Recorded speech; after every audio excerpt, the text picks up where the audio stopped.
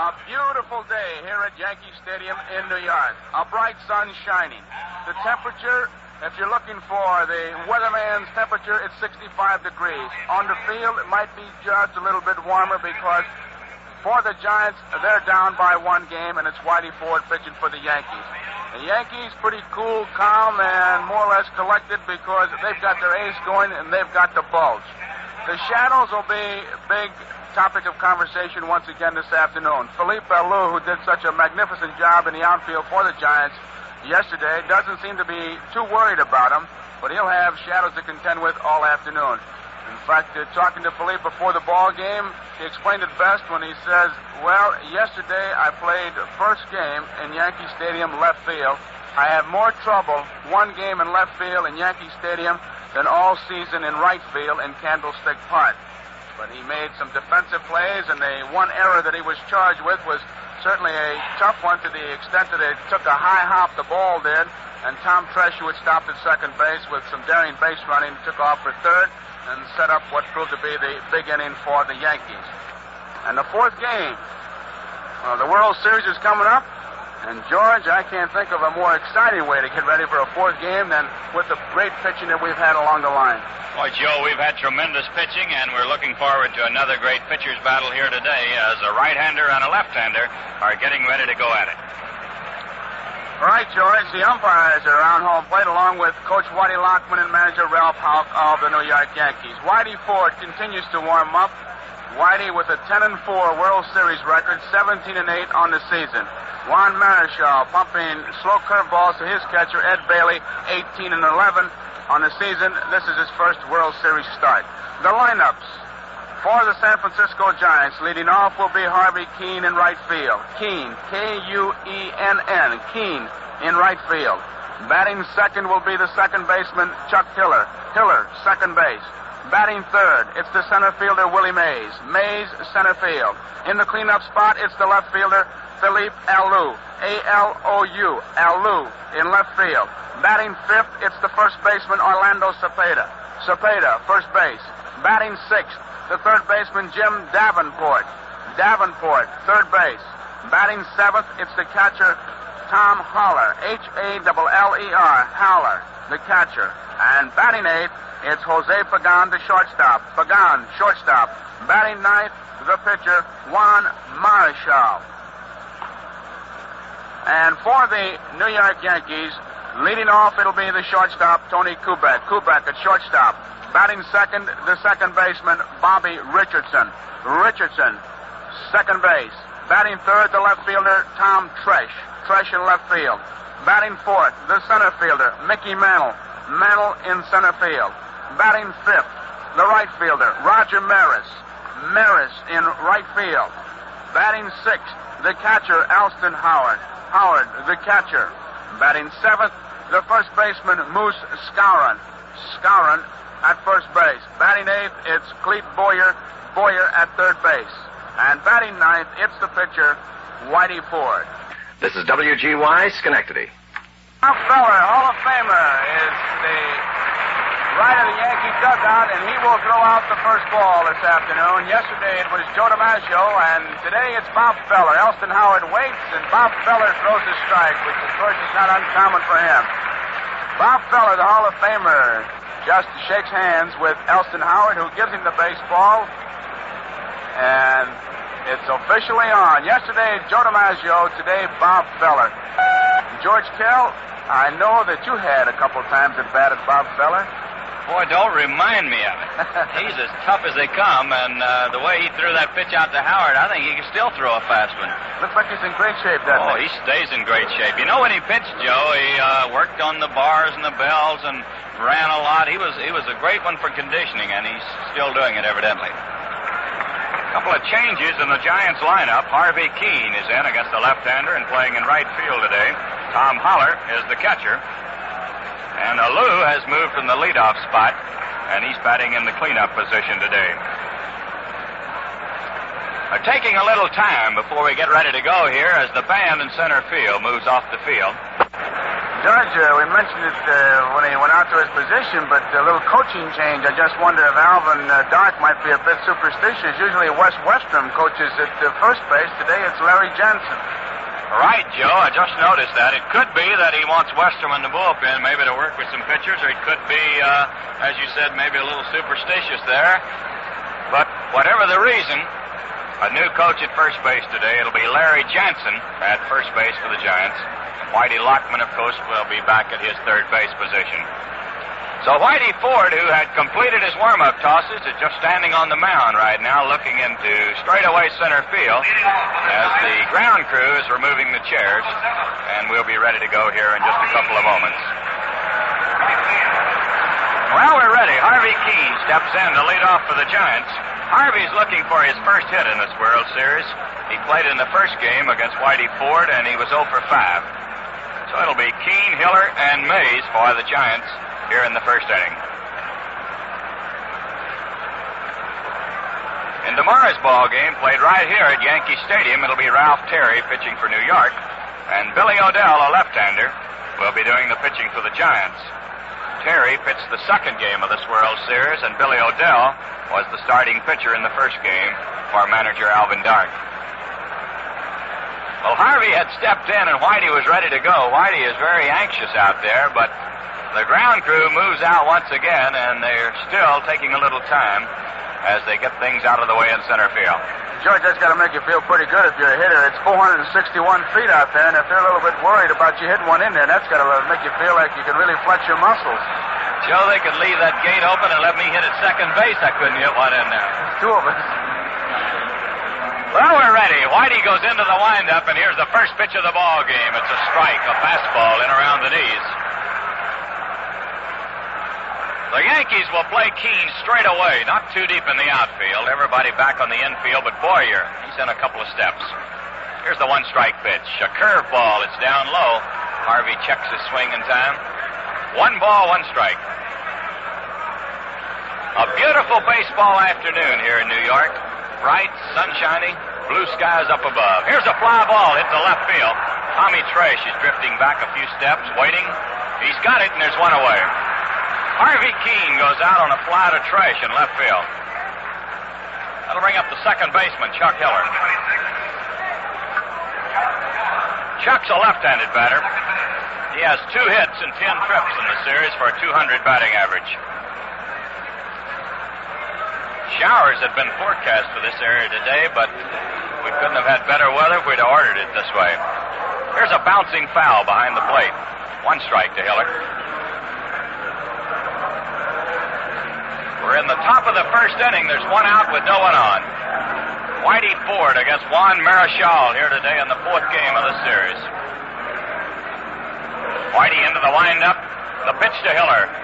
Strike. He got a fastball over the inside corner. A strike 2 count. Jim Honachik of the American League is the umpire behind the plate today. Al Barlick at first base, Charlie Berry at second base, Stan Landis, the umpire at third base. Here's the pitch. A ground ball that is fouled on the first baseline. Still 2 strikes to Hiller. In the outfield, it's Hank Soar of the American League down the left field line, and Ken Burkhart of the National League down the right field line.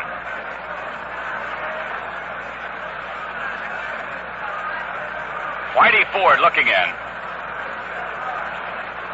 Here's the pitch to Hiller. He swings and lines it right straight to Kubek. Chuck Hiller lined one straight to the shortstop, Tony Kubek. So there's 2 outs, and the batter is Willie Mays.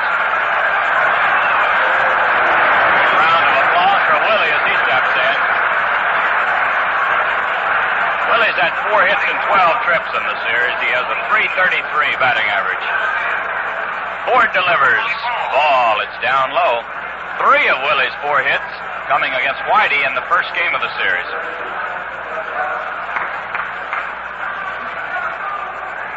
Whitey looking in. Here's the 1-0 pitch. He swings and bounces it to third. Boyer has it. The throw to first base. He's out. Mays goes out third to first. No runs, no hits, no errors, no one left. And the score at the end of the first half, the first inning. The Giants nothing with the Yankees coming to bat. Well, Harvey Keene is back in the lineup today, and the other day in the clubhouse, he really had Russ Hodges going. Let's listen. Hey, Harvey, I thought I just saw you lather up. You finished shaving already? Sure, Russ. I used the Gillette Super Blue Blade.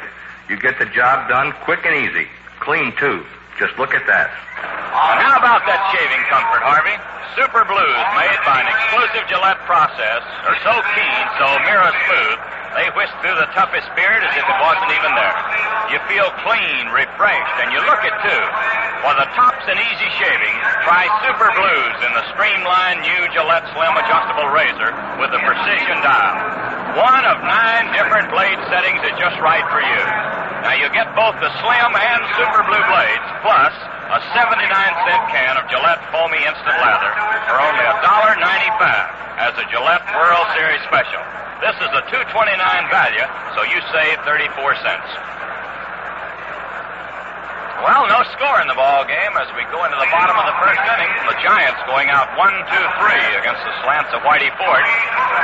It'll be Tony Kubek leading off for the Yankees. He'll be followed by Bob Richardson, then Tom Tresh.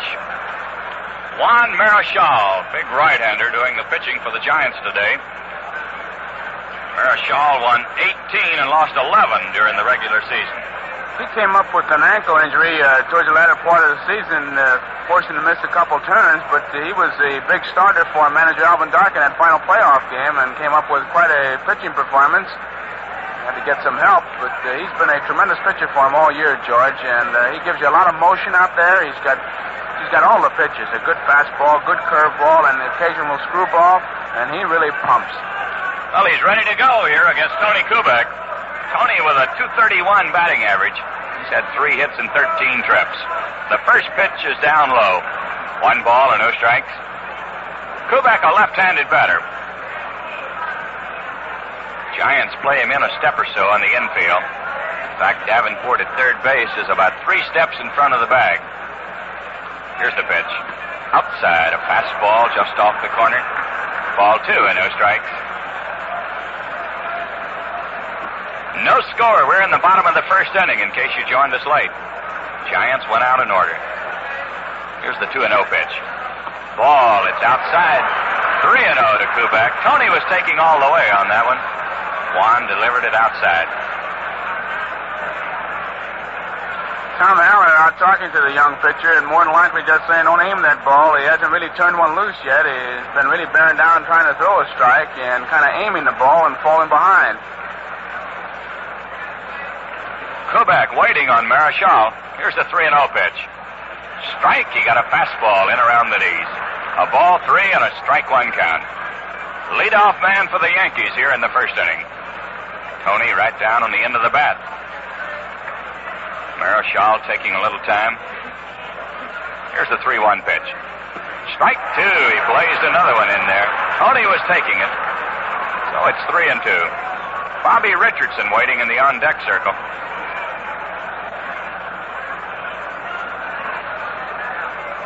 Marichal checks the sign.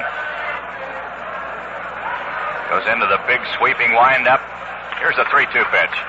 Outside, he walked him. Kubek draws a base on ball to start the game for the Yankees. That'll bring up Bobby Richardson, the second baseman. Bobby has 1 hit in 13 trips. Batting average of .077. Right-handed batter. Cepeda will hold against the runner at first base, and Davenport, the third baseman, will play about even with the bag for Bobby. You can get a pretty good jump on Marichal because he kicks that leg way up there. I think you'll find in this series the Yankees will not do a lot of running unless it really means something. Here's the pitch. Strike, a fastball in around the knees. Richardson was ready to butt, pull the bat back. A 1-strike count. The Yankees can run, but they are not a running ball club. Marichal gets ready. Now he steps off, bluffs Tony back to first base. Bobby Richardson waiting. There's a quick throw to first. Back in time.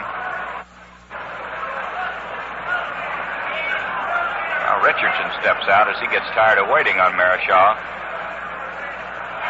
Standing in now with a 1-strike count. Juan gets set. Here's the pitch to Bobby.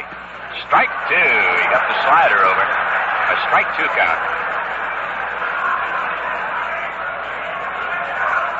This fellow takes a big sweep as he throws the ball to the plate. Throws his left leg high into the air, which must bother the hitters a little bit. Comes to a set position. Here's the pitch. Sidearm curve. It's down low. 1 ball, 2 strikes. As Joe told you, he was throwing a lot of sidearm pitches while warming up. This is the first one he's delivered in the ball game. It's really an effort for him to come sidearm because he comes so directly overhanded with most of his pitches. Juan gets set. Here's the 1-2 pitch. Inside, a fastball that was just off the corner. A ball 2 and a strike 2 count. Marichal looking into Honachek. Thought that one caught the corner. Bobby Richardson checking with Crossetti at third base. He just wants to know if the runner at first is going to be moving. And if Kubek is going, of course, Bobby will be swinging at anything that's close to the plate. Here's the 2-2 pitch. Outside, a curve breaking away. 3-2 to Bobby Richardson. No score. We're in the bottom of the first inning. Yankees have a runner at first with no one out. Marichal gets set. Here's the pitch. He swings and misses. Here's a throw. Kubek is headed back to first, but he's in a rundown. Cepeda chasing him back to second. Here's Hiller making the throw to the pitcher, and he's going to be tagged out.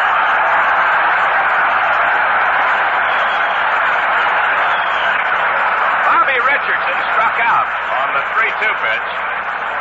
Kubek saw that he was trapped, and he tried to get back to first, and he's tagged out. Kubek, when he saw Cepeda just standing there, kind of brushed up against him, hoping that the umpires would call interference, but both Barry and Barlick said no. So fine throw by Tom Haller, George. They had him by 9 miles. A real good throw, Joe. He had no chance. Here's Tom Trash, the left fielder. Tom has 4 hits and 12 trips in this series for a .333 batting average. Marichal delivers a curve, and it's in there. 1 strike. Well, that might be just exactly what Marichal needs, Joe, to settle down. He seemed to be a little edgy. He had to get some early help, and he got it. It was interesting to watch who was covering on that play. Pagan and Hiller were alternating. Hiller was the one who took the throw, but they were moving around pretty good. Marichal ready, and here's the 1-strike pitch. Fastball. He hits it up the middle. Hiller can't get it. It goes into center field. Tommy Trash ripped one up the middle. It's the first hit of the ball game. It's a runner at first base with 2 outs, and the batter will be Mickey Mantle. That ball might have tipped Marichal's glove as it went back through there. A low liner. He tried to spear it, and right on into center field. Mantle has had 2 hits and 11 trips in the series for a .182 batting average. He'll be batting left-handed against the right-hander. Trash at first base with 2 outs. There's no score in the first inning. There's a quick throw to first. Trash back in time.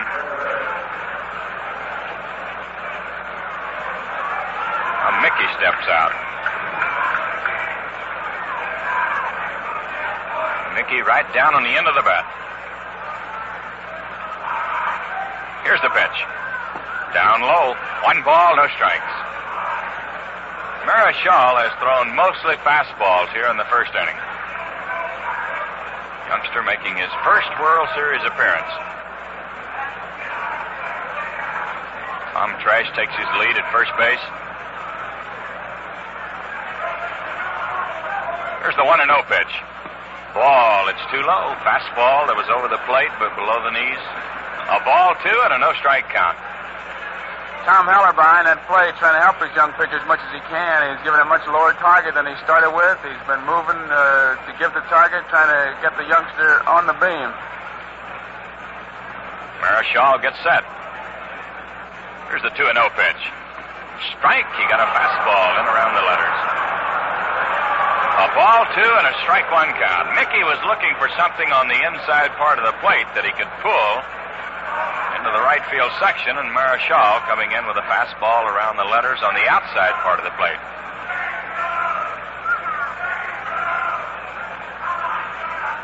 One gets set. Here's the 2-1 pitch. Curveball. It's up high.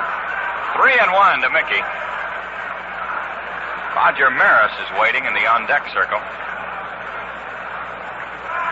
Kubek walked to start this inning. He was doubled up as Bobby Richardson struck out on a 3-2 pitch. Now it's 3-1 to Mickey Mantle with a runner at first base. The pitch. Ground ball that is foul down the first base line. Wally Moses, the first base coach, picks it up. 3-2 to Mantle. That means a Tresh will be moving on the pitch. 3-2 and 2 outs.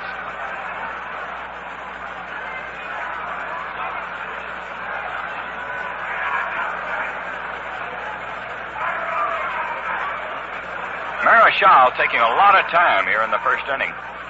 Comes to a set position. Now he steps off, bluffing Tresh back. Quickly gets ready again. Here's the pitch. A swing and a miss. He struck him out. Mickey Mantle strikes out on a curveball. No runs on one hit. The Lenoir has one man left, and the score at the end of one full inning of play. The Yankees nothing, the Giants nothing. Well, there's nothing more thrilling to a youngster than an autographed baseball. And if you're lucky enough to get one, be sure your star signs it with a paper mate.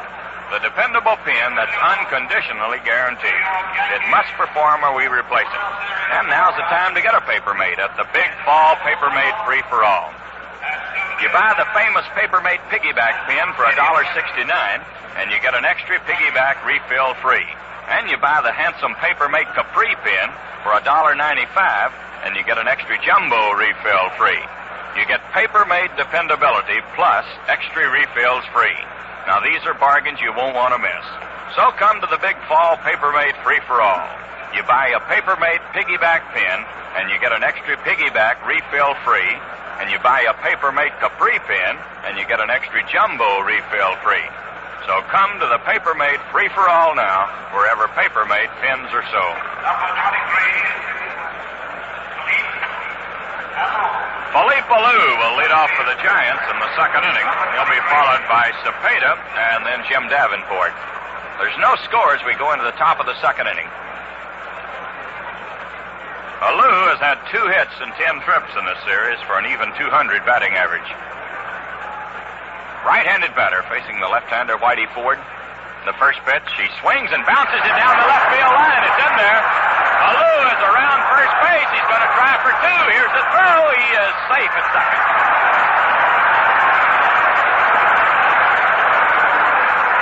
Philippe Alou sent a ground ball between Boyer and the bag down into the left field corner. And he's at second base with no one out. We'll bring up the first baseman, Orlando Cepeda. Cepeda, a right-handed batter, is looking for his first hit in the series. He's been to the plate 8 times. Ford delivers. Ball. He got the curve too low. 1 ball, no strikes. The Yankees play Cepeda a little bit to right center field.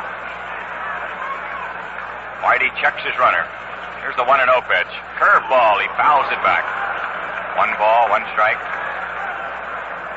Cepeda trying to go to right field at least until he's got the 1 strike on him, hoping he could at least get the ground ball or move Alou over to third base. Ford at Candlestick challenged Cepeda with his fastball and got him. Whitey gets set. Here's the 1-1 pitch. Down low, he got the curve in the dirt. Ball 2 and strike 1. Ford throwing a lot of curve balls here this afternoon, and Joe told you at Candlestick, he said because of the wind, his curve did nothing. But Whitey will throw a lot of curves here today. Here's the 2-1 pitch. Down low. Got this one over the plate but too low. 3-1 to Cepeda. Big, strong, right-handed batter.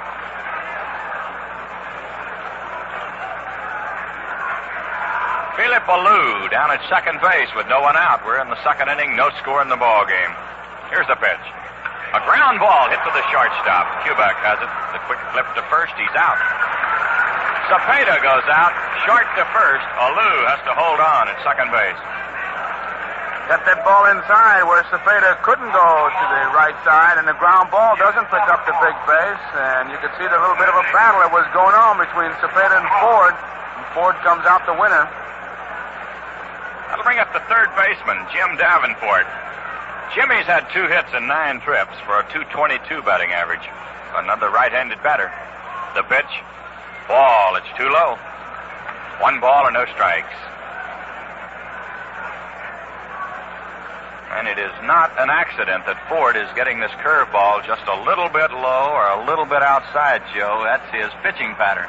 Yes, sir, and he's going to make Davenport hit his pitch. He's got first base open. If he walks him, he's still not going to be hurt. A big left-hand hitter coming up next, Tom Howler. So Davenport will have to kind of widen his strike zone if he wants to drive in Alous on at second base. Whitey's the type of pitcher. He'll throw you strikes when he wants to, but he'd rather you'd bite at that bad one, if you will. Here's the pitch. Down low. Ball 2 and no strikes. And if he can ever get a team to hitting the bad pitch, then it's a typical Whitey Ford afternoon, just a breeze. It's funny how they pattern the good pitcher, George. They just won't give in to the hitter. Right, Joe. Checks his runner at second base. Here's the pitch. Strike. He got the fastball in around the knees. Ball 2 and strike 1. Jimmy Davenport, the batter. The Giants have a runner at second base with 1 out. There's no score here in the second inning. Alou led off this inning with a ground double to left. Cepeda then bounced to the shortstop. Here's the 2-1 pitch. He swings and fouls it off. This one going into the upper deck behind the Yankee dugout. 2-2. Another capacity crowd on hand today. Might not be as large as yesterday because of the standing room, but there does not seem to be a vacant seat in the house. Yesterday we had 71,000 people here. It's going to be close to that today. Whitey Ford gets set. Here's a quick throw to second. Alou gets back just in time as Bobby Richardson raced over behind him, and on a signal from the catcher, Ford whirled and fired blind to second. Richardson was there, put the tag on Alou a fraction too late. Here's the pitch to Davenport. He swings and strikes out. Jimmy Davenport goes down swinging on a curveball. Ford has a great move to every base. To first base, we all know about that one. This one to second base was close, and what it did, it served its purpose. He didn't get his man, which is what he would have liked to have done, but it served its purpose in that it cut down Alou's lead to give the outfielders a chance to make the play at the plate. And as far as third base, he just about had Willie Mays, one of the fine base runners, over at Candlestick in the opening day. Here's Tom Howler, the catcher. Big left-handed batter. Ford delivers way outside. A nice stop by Elston Howard. Thought it was interesting when it looked like the Dodgers might be in this World Series. Someone asked Elston Howard, do you think he'd have any trouble throwing out Maury Wills? He says not with Ford pitching. Unless he runs from standing right on the bag, he won't get much of a lead on Ford. He has a great move. There's no score here in the top of the second inning. The Giants with a runner at second base and 2 outs. Ford gets set. The pitch. Here's a long barrel to right field. It's well hit. It is gone. A home run.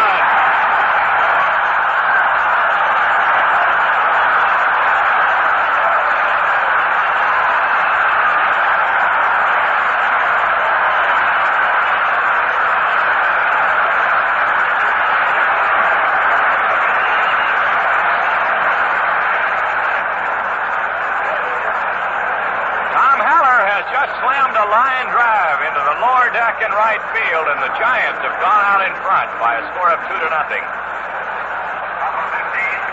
had 18 home runs during the regular season, George. Here's Pagan. He swings and hits a ground ball to first base. Skowron picks it up, steps on the bag, and Pagan is out on the first pitch. Well, the Giants get 2 runs on 2 hits. No errors, no one left, and the score at the end of the first half of the second inning, the Giants 2 and the Yankees nothing. Well, we've seen some fine second base play in this series. And another top second baseman in the American League is the Angels' Billy Moran. He's a man of few words, but what he says makes sense. Let's listen. Say, Bill, I see that you're shaving with the new Gillette Slim Adjustable. How do you like it? It's great, Buddy. It's easier to handle and gives me even more comfortable shaves than my old adjustable. Fans, if you're missing out on this comfort, here's a World Series special you shouldn't let go by. You get the new Gillette Slim adjustable razor with a supply of easy-shaving double-edged super blue blades, plus a 79-cent can of Foamy, the cream of all instant lather. All for only $1.95. A $2.29 value, and you save 34 cents. Now, the lighter, longer, slim adjustable is easier to handle. It's especially designed to reach awkward shaving areas, and it's adjustable. One of 9 different settings, and it's just right for your skin and beard. Right now, you get the razor, blades, and Foamy. A $2.29 value for only $1.95.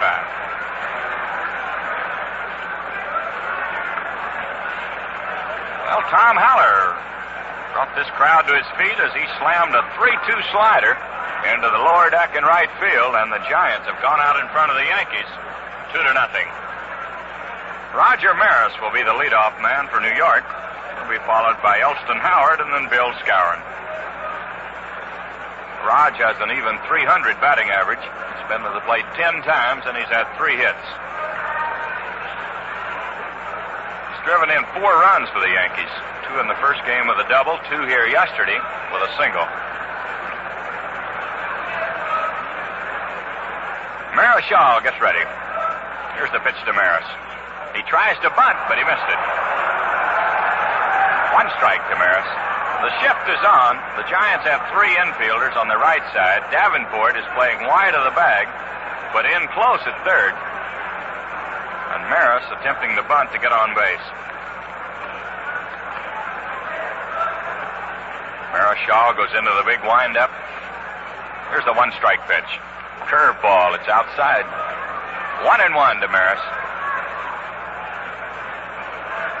Well, a double and a home run in the top of this inning, putting the Giants out in front.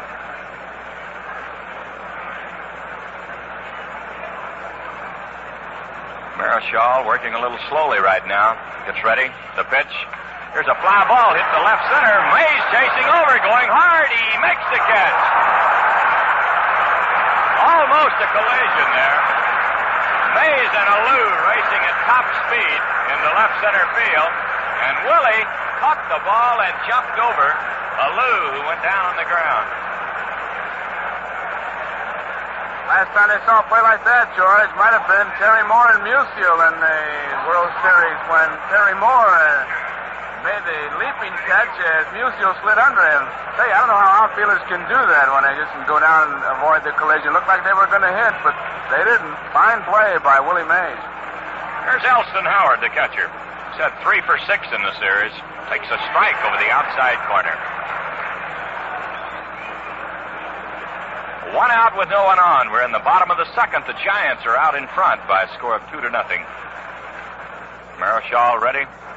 The pitch to Howard. He swings and pops it up behind the plate. It's going to be out of play. Haller is coming back. He has no chance to get it.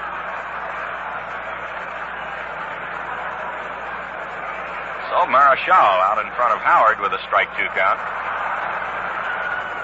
It was amazing that Willie Mays could get over into left center to make the play on Maris as he was playing Roger well over into right center. Looked like it might be an easier play for Alou, but Willie came from nowhere and caught it. Here's the pitch to Howard. He swings and lines it hard and off the glove of the shortstop. He picks it up, throws, he is out.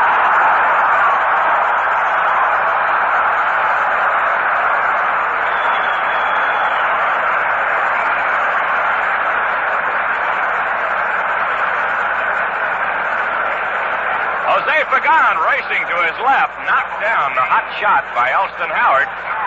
Picked it up and made the throw to Cepeda in time to get Ellie by a half step. So there's 2 outs, and the batter will be Bill Skowron. Bill's looking for his first World Series hit. He's been to the plate 4 official times. Here's the first pitch. He swings and sends a fly ball into deep left center. Mays going back, way back. It's over his head, all the way to the fence. Here's Skowron around second. He's going to try for 3. The throw not coming in. It's being held up by Pagan.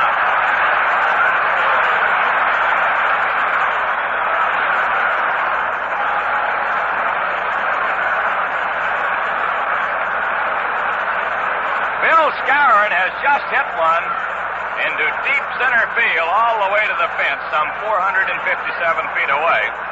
And he's at third base with a triple. That's as far as you can hit a ball in this ballpark and keep it in the playing area. You're not going to see that too often either, George, where a ball is going to get over the head of Willie Mays, but man, he gave that ball a ride. Marichal had to get some help, and he's been getting it. Fine play by Pagan, a fine play by Mays, but nobody could catch that one that's gone just hit. Cletus Boyer, the batter. Here's the first pitch. Curveball, it's in there. One strike to Cleet. He's had 2 hits and 9 trips for a .222 batting average. Well, the play by Pagan becomes really big here in the second inning. Scourin at third base with 2 outs.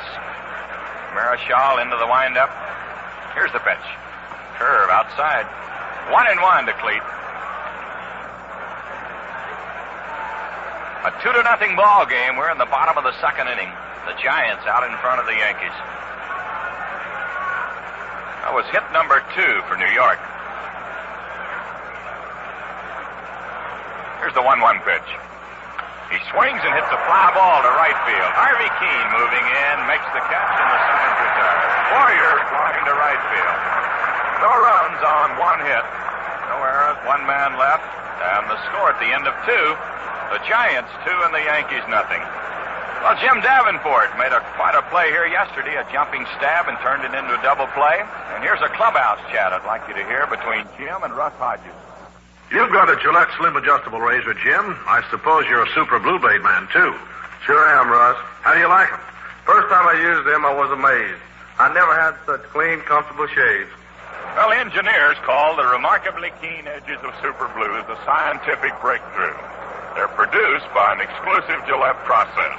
You get such smooth, refreshing shaves with so little effort, well, you might look twice to see if there's a blade in your razor at all. And the dispenser is included with Gillette's newest razor, the Streamline Slim Adjustable. It's lighter, longer, and adjusts to 9 different blade settings. One is just right for your skin and beard. Right now, the Gillette World Series Special includes razor and blades, plus a 79-cent can of foamy instant lather. It's a $2.29 value for only $1.95. You save 34 cents.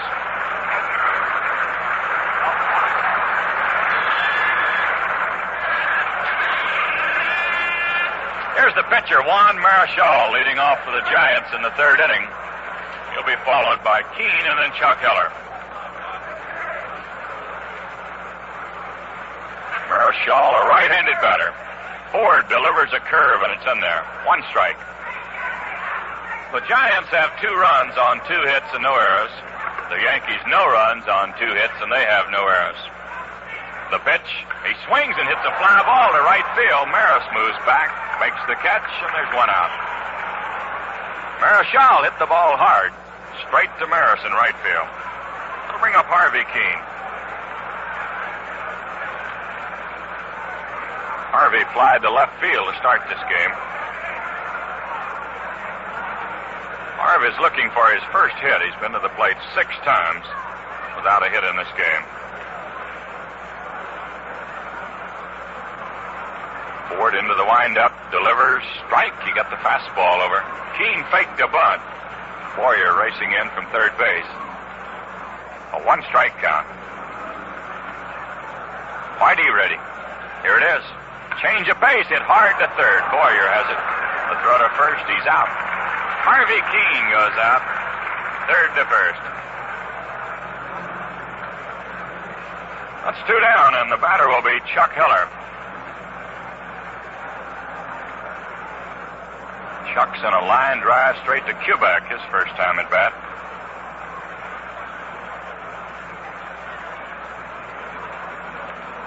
We're in the top of the 3rd inning. There's 2 outs with no one on. The Giants out in front, 2-0. Whitey Ford gets ready. Here's the pitch. Ball, it's down low, gets away from Elston Howard. 1 ball or no strikes.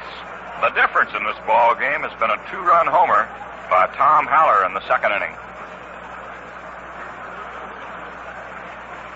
Here's the 1-0 pitch. Curveball down low. Ball 2 and no strikes. Whitey pulled the string on that one.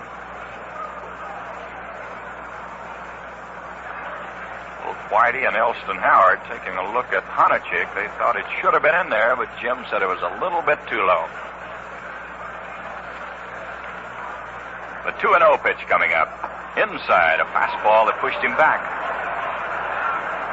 A ball 3 and a no-strike count to the left-handed hitting second baseman.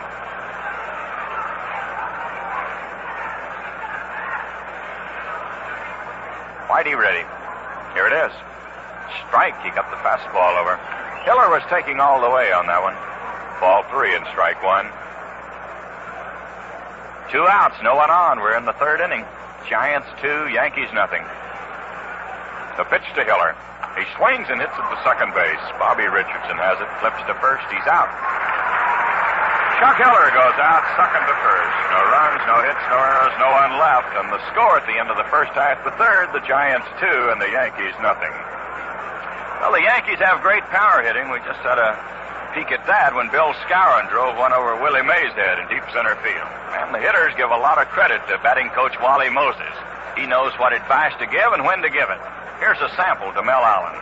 Wally, seems to me most ball players shave the Gillette way. Sure looks that way in the clubhouse after a game. You see plenty of those easy-shaving, slim, adjustable razors in use. Well, we go into the bottom of the third inning. It's a 2-0 ball game. The Giants out in front. Whitey Ford will be leading off for the Yankees, followed by Tony Kubek and then Bobby Richardson.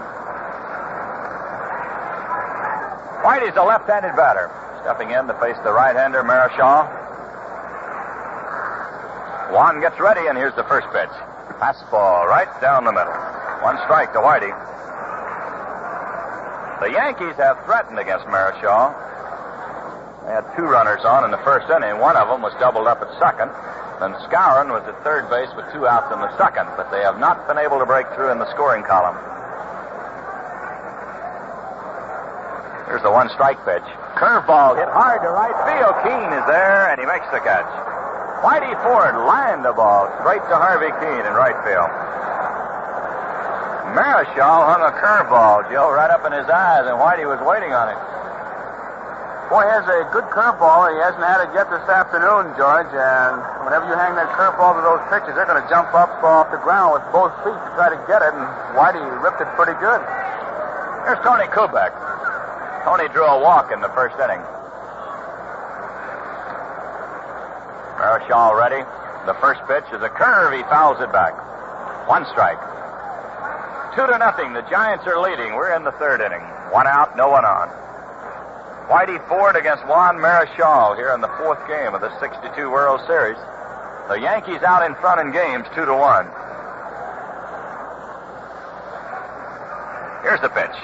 Fastball, line foul down the left field line. No windup, Joe. He'll do that. He caught Kubek between swings. He'll go into the big windup, and then when he thinks he can get it by you, as you try to time him, he'll go into the no windup. He doesn't like to see the hitter time his rhythm between pitches, and he'll quick pitch you if you're not careful. Juan ready again. Here it is. Curve inside. This one almost hit him. 1 ball, 2 strikes.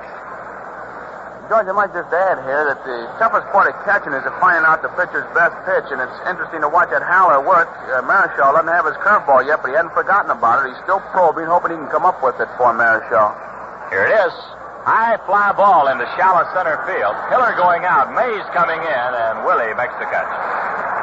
Tony Kubek out on a fly ball to Willie Mays in shallow center field.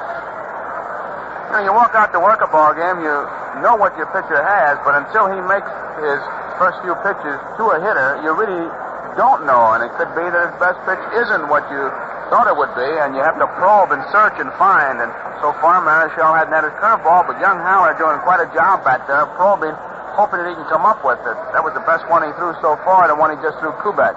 Here's Bobby Richardson. Takes a fastball up high. 1 ball, no strikes. Bobby struck out his first time at bat. It's a 2-0 ball game here in the bottom of the third. The Giants out in front. Here's the 1-0 pitch. Outside. He got the slider just off the corner. A ball, 2, and a no-strike count. Whitey Ford started this inning with a line drive to right field. Tony Kubek then flied to center field. Here's the 2-0 pitch. Ball, it's up high. 3-0 to Bobby.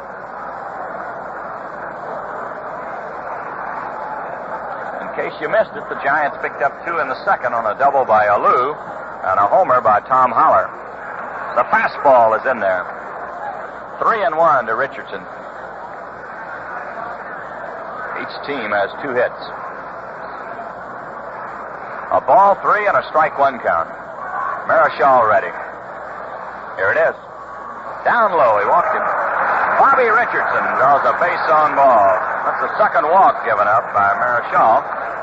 That's a runner at first base with 2 outs, and the batter is Tommy Tresh. Tommy lined a single to center field back in the first inning. That was his 5th hit of the series. This youngster having a fine World Series. He's a switch batter, batting left-handed today against the right-hander. Marichal gets set. The pitch to Tresh. Outside. Fastball off the corner. 1 ball, no strikes. Well, it'll be Ralph Terry for the Yankees here tomorrow afternoon, and Billy O'Dell, a left-hander, pitching for San Francisco. Marichal gets ready. Here's the pitch. A high pop fly into shallow left field. Here's Alou coming in. Should have no trouble with this one. He's got it, and the side's retired. Tom Tresh flies to left field. No runs, no hits, no errors. 1 man left. And the score at the end of 3, the Giants 2 and the Yankees nothing. He's had 4 hits in the series. He swings and lines it into right center field. It's going to drop in. Here's Maris coming over, cuts it off. Mays takes a big turn, but he holds on. He has to hustle back to first as he slips, trying to get back. Willie Mays opens the 4th inning for the Giants with a single into right center field. So a runner at first with no one out, and the batter will be Philippe Alou. Philippe sent a double down the left field line his first time at bat. He scored the first run of the ball game. Strong right-handed batter. Ford gets set. Here's the pitch. Ball, he got it low. 1 ball, no strikes. Boyer is playing in close at third base. He's about even with the bag.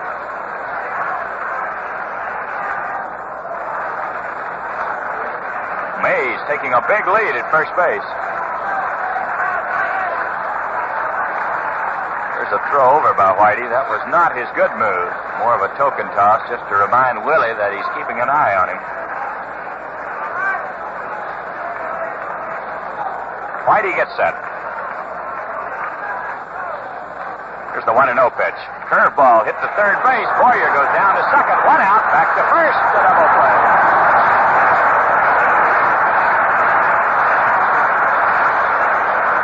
Philippe Alou bounces into a fast double play. Boyer to Bobby Richardson. Back to Bill Scout. That's 2 down, and the batter will be Orlando Cepeda. Usually that first throw that makes the double play, and Boyer gave Richardson a good ball to handle, and it's a good thing because Willie really got in on top of him. Now, Whitey starts his windup, and then he stops. Steps off for a moment. Ready to go. The pitch to Cepeda. Ball, it's inside. 1 ball or no strikes. Cepeda bounced to the shortstop his first time.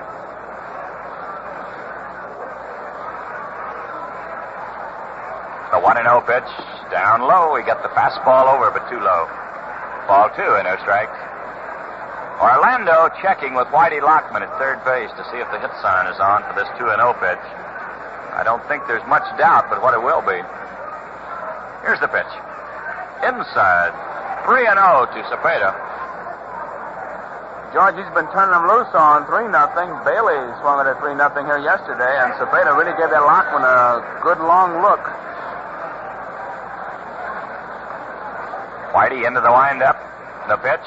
A swing and a foul. He was swinging on the 3-0. A ball 3 and a strike 1 count.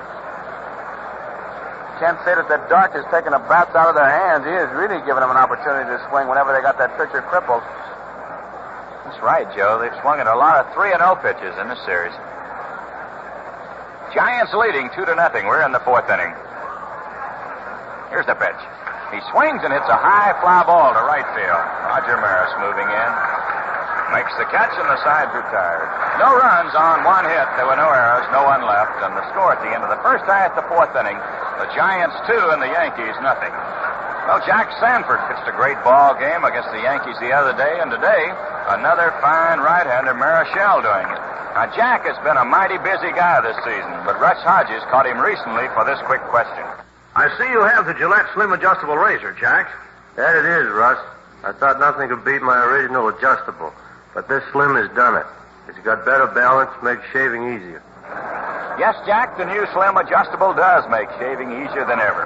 It's lighter and longer, slimmer, too, for those hard-to-reach areas like under the nose. And the Gillette Slim is adjustable. Its exclusive precision dial has 9 different settings, and one suits your skin and beard exactly.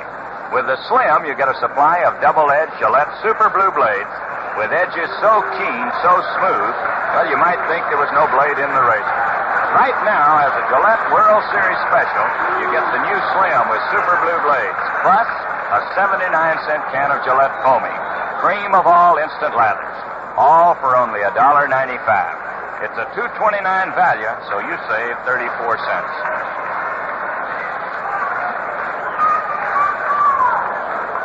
There's Mickey Mantle to lead off for the Yankees in the fourth inning. Mickey was a strikeout victim his first time at bat. That was back in the first inning. Mantle batting left-handed against the right-hander Marichal. Here's the first pitch. Strike. Fastball over the outside corner. The Giants 2 and the Yankees nothing. We're in the bottom of the fourth inning. The Giants have out-hit the Yankees 3-2.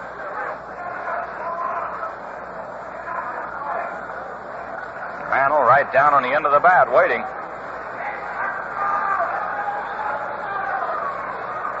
Here's the one-strike pitch. Down low. 1-1 to Mantle. Joe Marichal does not seem to be throwing quite as hard today as he did in the playoffs. Not yet, anyway. Not yet. Haller's still searching and probing. He's mixing them up, I'd say, more than I've ever seen him, George, because he's just not sure yet. Well, here's the 1-1 pitch. Inside, he pushed him back with a fastball.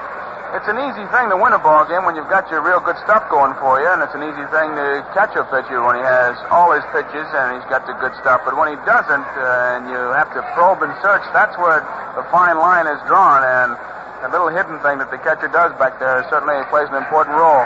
Hegan was great at that. Marichal ready. The 2-1 pitch. Outside, just off the corner. 3-1 to Mickey Mantle. Marichal doesn't want to walk anybody. He has a 2-run lead, and, of course, every time he walks a batter, that brings the potential tying run up to the plate. And the next batter, of course, will be Roger Maris, who has hit a few home runs in his time. Here's a 3-1 pitch to Mantle. Strike. He checked his swing on the fastball. Jim Honachek going up with the right hand. 3-2 to Mickey. Mickey knew that was a strike, but he wanted it a little bit more inside. You could see that was the pitch he wanted to pull out of here, but a little bit on the outside, so he let it go. Here it is. Curveball. He struck it. Mickey Mantle goes down swinging on a good curveball. That's 3 strikeouts for Marichal. 1 away, and the batter will be Roger Maris.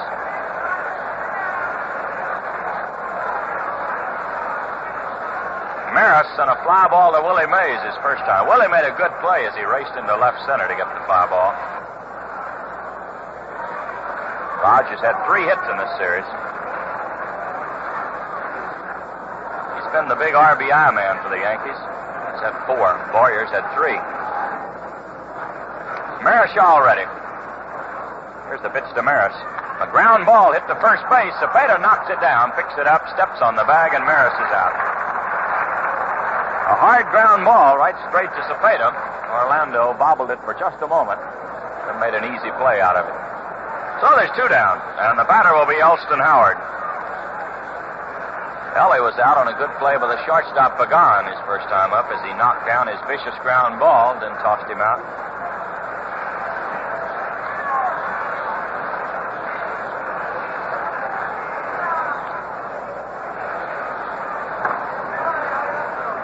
Marichal looking in.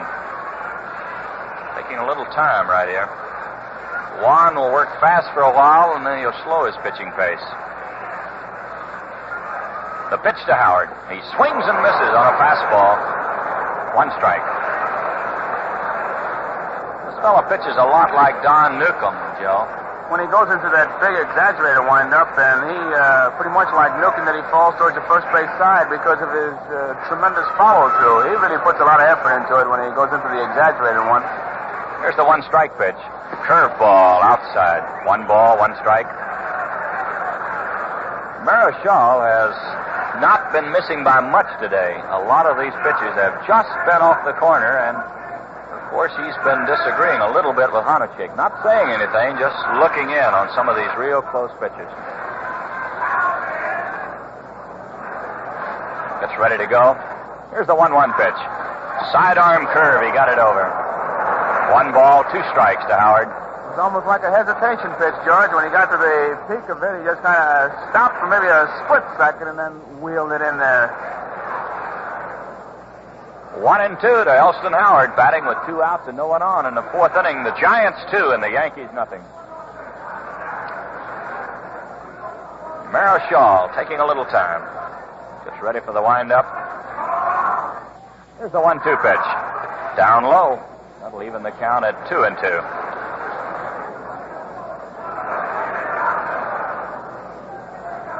Ellie has had 3 hits in this series and 7 trips. And his bid for a base hit his first time at bat in this game was spoiled by Pagan. Here's the 2-2 pitch. A swing and a miss. He struck him out on a curveball. Howard goes down swinging.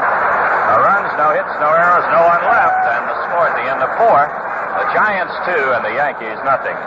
Well, Bill Skowron is quite an all-round athlete. Now down at Purdue University, Moose was a football star, just like Minnesota's rookie Bernie Allen.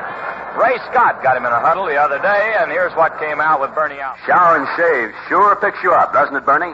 Sure does. And when you're really bushed, you appreciate Gillette Super Blue Blades all the more. They give you clean, easy shaves and nothing flat. They're the only blades for me. Now, Super Blues have become a must with millions upon millions of men the world over. Those amazing edges are actually mirror finish, so keen and smooth you almost think there's no blade in your razor. What refreshing shaves you get. Quick, clean shaves you just can't describe.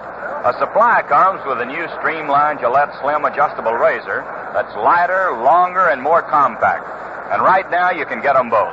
Razor and blades, plus a 79-cent can of Gillette Foamy Instant Lather. It's a World Series special with a $2.29 value, but you pay only $1.95. So you save 34 cents. Well, at the end of 4, it's 2 runs, 3 hits, and no errors for the Giants. No runs, 2 hits, and no errors for the Yankees. Jim Davenport to lead off here in the 5th inning. He swings and fouls it back. 1 strike. Davenport struck out his first time at bat. He'll be followed by Tom Haller and then Jose Pagan.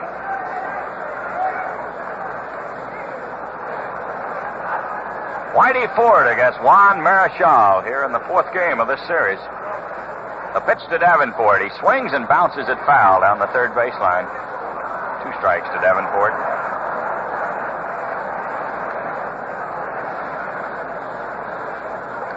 The only scoring in this ball game coming back in the 2nd inning. Philippe Alou doubled to left, and Tom Haller hit a 3-2 pitch into the right field seats. Here's the 2-strike pitch. Down low. 1-2 to Davenport.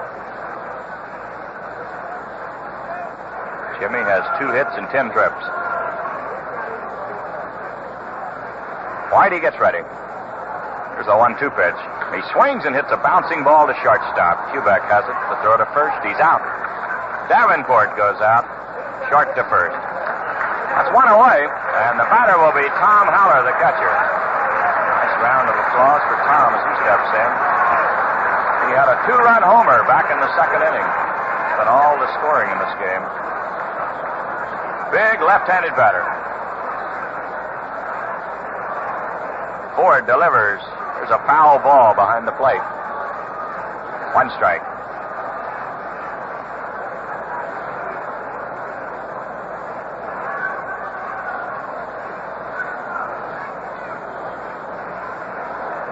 We're in the fifth inning. There's one out with no one on. Ford delivers a slow curve outside. 1 ball, 1 strike. Haller hit a 3-2 slider in the second inning for the home run. Here's the 1-1 pitch. Foul ball back on the screen. It was a fastball around the letters. 1 ball, 2 strikes.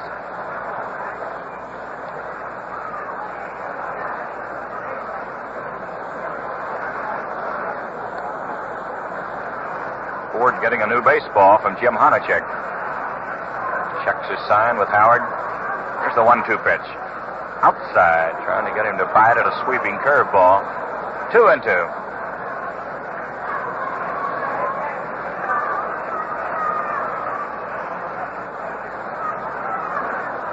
Whitey into the windup. The 2-2 pitch. Curveball hit up the middle. It's into center field. Tom Haller hit the curve on the end of the bat over the head of Ford. 1 hop into center field, and he has his second hit. It's a runner at first base with 1 out, and the batter will be Jose Pagan. Whitey let up on that curveball, hoping that he'd get Haller way out in front, but the big guy laid back pretty good at that, even though he didn't hit the ball good. They were swung way around, playing him to full. I tell you, he's had a tremendous year for a first-year man. He's a good-looking ball player, Joe. Not only with the bat, but behind the plate. Here's Pagan, the little shortstop. He bounced to first base his first time. Ford delivers a curve. It's in there. 1 strike. Boyer is playing in close. You cannot play deep with Pagan at the plate. And even though there's 1 out, Dark likes to use the hit and run as a defensive play to stay away from the double play more than the first and third situation. So you can't take for granted that he won't start his man because he'd like to break up the infield for Pagan if possible. Ford checks his runner. The pitch. Here's a drive into left center. It's in there. Here's Haller around second on his way to third. The throw goes to second base as Pagan lined one hard over the head of the shortstop in the left center field. So the Giants are threatening here in the top of the fifth. They have runners at first and third with only 1 out. And the batter will be the pitcher, Juan Marichal. Well, it'll be interesting here to see what happens. Whether Dark will go to the squeeze play, the hit and run to stay out of the double play, or what might happen. Nelson Howard out talking to Whitey Ford, and Whitey with a good move at third base. Lockman was over there talking to Haller at third base, and he's reminding him of a couple of things. Don't get picked off, prime thing. And then, of course, if there is a possible play on, you'd have to look for it. Dark likes to use it. Marichal lined to right field his first time at bat. He's a pretty good hitter. Ford gets set. Here's the pitch. Ball. It's inside. 1 ball or no strikes. Juan out of the box right now looking to Whitey Lockman at third base. Doesn't want to miss the suicide squeeze if it's on. If that runner is charging in from third base, he wants to be ready to get the bat on the ball. Whitey checking both runners.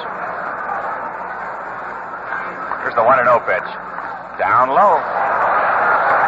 A ball, 2, and a no-strike count to Marichal. So far, Marichal has given no indication he was going to bunt the ball. The Yankees are lined up like this. Boyer's in close at third. Kubek is deep at shortstop. He's going for the double play. Richardson is about halfway at second base, and Skowron holds against the runner at first. Here's the pitch. Here's the bunt. Nope, he pulled the bat back on a high pitch. It was not the suicide, as Marichal had squared around to bunt and took the pitch up high. George, he stole that pitch, and it was quite a play by young Marichal. Whitey Ford, once he saw him square around, he speeded up in his delivery, got the ball high, so that if the squeeze was on, it'd be a tough ball to bunt. It was not on. He took it, and it ran to count the ball 3. Here's the 3-0 pitch. For strike, he got the fastball over. Juan was taking all the way on this one. A ball 3 and a strike 1 count. I'd be a little careful of this one right here, though. He's in real great shape. Well, we'll see what happens on this 3-1 pitch. He may go for a safety, George, where a safety squeeze where he could end up second and third and 2 outs. Whitey gets set. He makes a quick throw to third, almost a wild throw. Boyer, a good stop. Whitey whirled and fired to third base. Haller was back in plenty of time, but almost a wild throw by Ford. The pitch to Marichal. He swings and misses. Foul tipped it right into the mid of Elston Howard. So it's 3-2. 2-0. The Giants are leading. They're threatening again here in the fifth inning. They have runners at first and third with one out and a full count to the pitcher Juan Marichal. He squeezed with Sanford with 2 strikes, George. Well, we'll see what happens. Here's the pitch. He's going to bunt. He bunts foul. So Marichal is out. Trying to squeeze on the 3-2 pitch. He fouled the ball back, and it looks like Joey hurt his hand on that one for some reason. Looks like the man hit him. Now he's going to ask Honacek about it. Marichal over talking to Honacek, but he's out. Looked like the ball hit his hand. It's his pitching hand that he is shaking as he walks back towards the Giant dugout.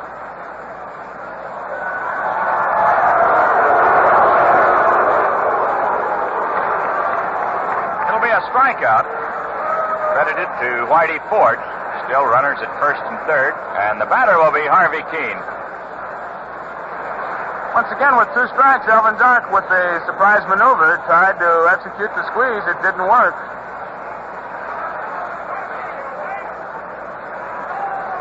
The lights are being turned on right now here at Yankee Stadium. Boy, it's a bright, sunshiny afternoon, but you take nothing for granted in this ballpark. And the lights do relieve the shadows a little bit, so they're being turned on.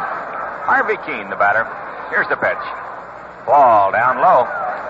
1 ball and no strikes. Runners at first and third with 2 outs. The Giants lead the Yankees here in the top of the fifth, 2-0. Whitey chucks his runners. The pitch to Keene. Down low. A ball, 2, and a no-strike count. That Howard really gives a base runner at third a good look, because you can't take anything for granted with Dark as far as a surprise play, and a double steal is a possibility. And I see George is getting the bullpen ready. Marichal may be hurt. Whitey ready again. The 2-0 pitch. Down low. 3-0 to Keene.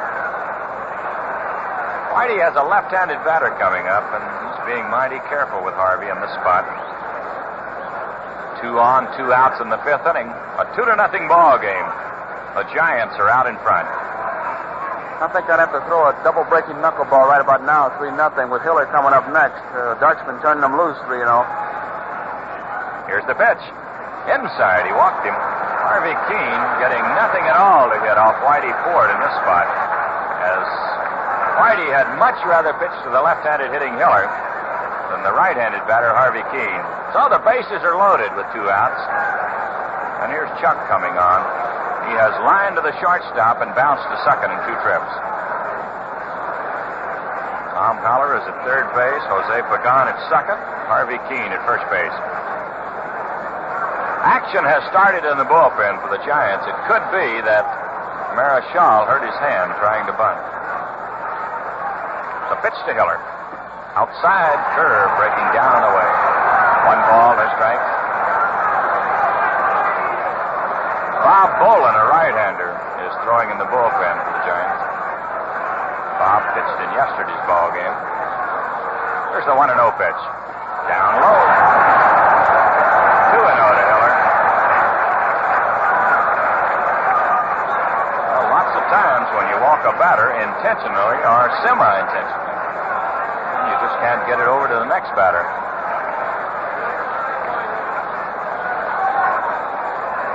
So Whitey Ford behind 2-0 to Chuck Hiller. Goes into the windup. Here it is. Inside. 3-0. Quick throw to third base. Haller back in time. Whitey Ford having trouble finding the strike zone here. Is behind Chuck Hiller with a ball, 3 and a no-strike count.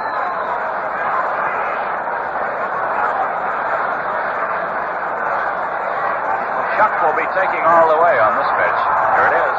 Strike. He got a fastball over right around the knees. 3-1. He's out of the box right now, checking with Whitey Lockman. Here's the 3-1 pitch. Strike 2. Another fastball. Hiller taking all the way. 3-2. The runners will be moving on this pitch. 3-2 and 2 outs. The base is loaded here in the fifth inning. Whitey Ford ready. The 3-2 pitch. A swing and a miss. He struck him out.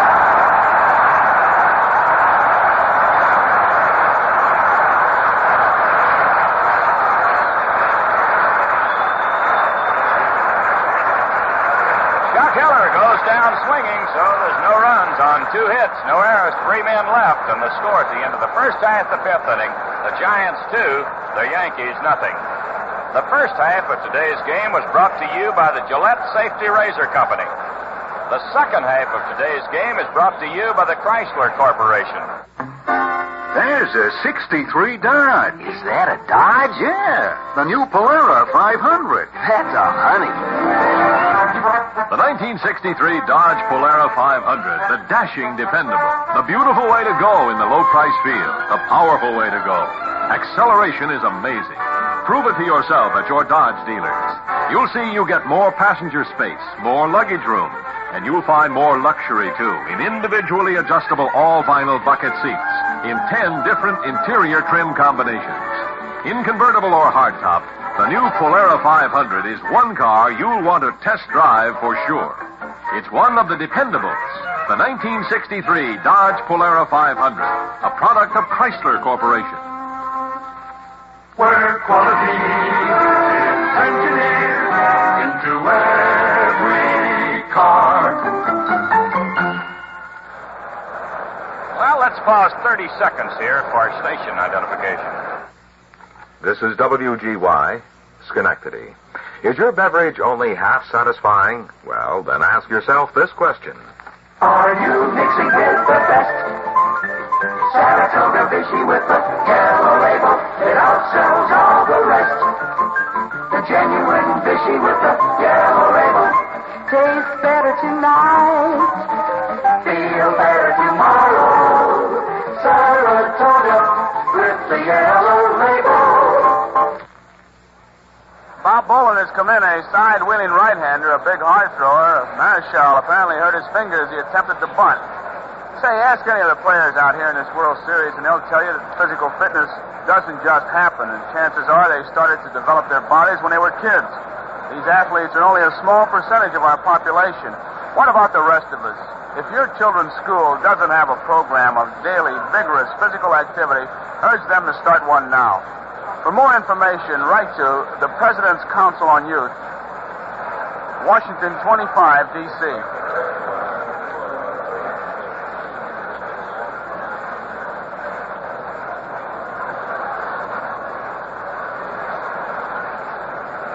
Well, we're getting a new pitcher, as Joe told you, here in the bottom of the fifth inning.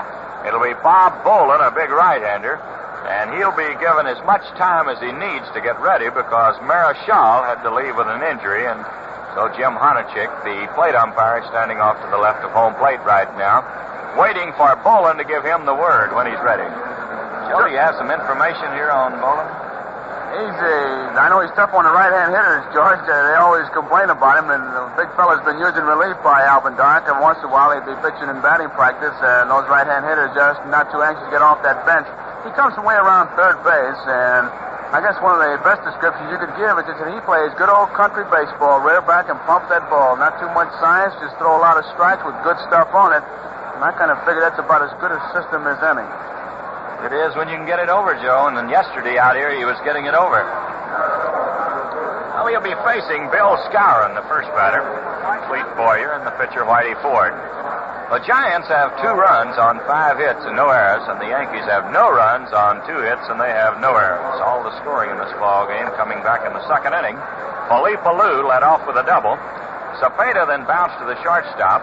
Davenport struck out, and with a 3-2 count on Tom Haller, he lined one into the lower deck in the right field seats, and the Giants have a 2-0 lead.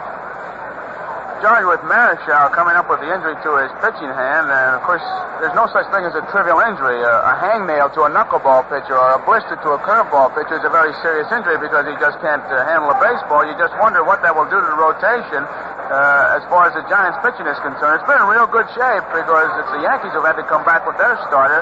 The Giants started with Marichal, who was making his first start, Ford his second. But now Marischal is out of the ball game, and it'll be Bob Boland who'll have to hold this 2-0 lead. Well, here's Bill Skowron stepping in.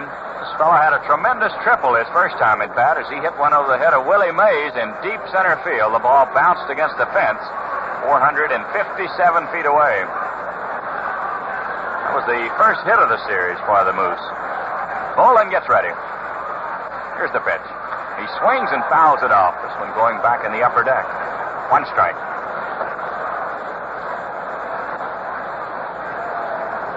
Skowron, Boyer, and Ford will be the Yankee batters here in the 5th inning.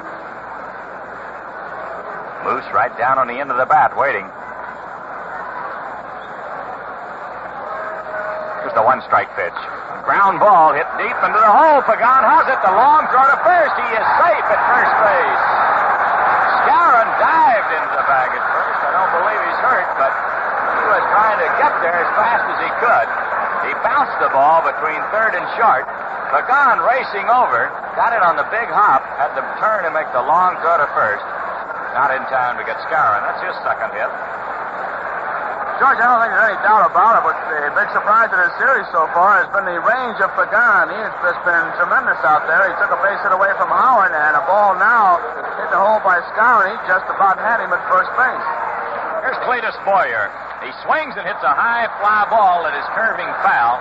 It's going to be out of play over behind the Giant dugout. 1 strike to Boyer. Cleats 0 for 1 in this game. He flied to right field his first time at bat. It's a 2-0 ball game. We're in the bottom of the 5th inning. The Giants are out in front. Skowron at first base with no one out. Boland gets set. Here's the pitch.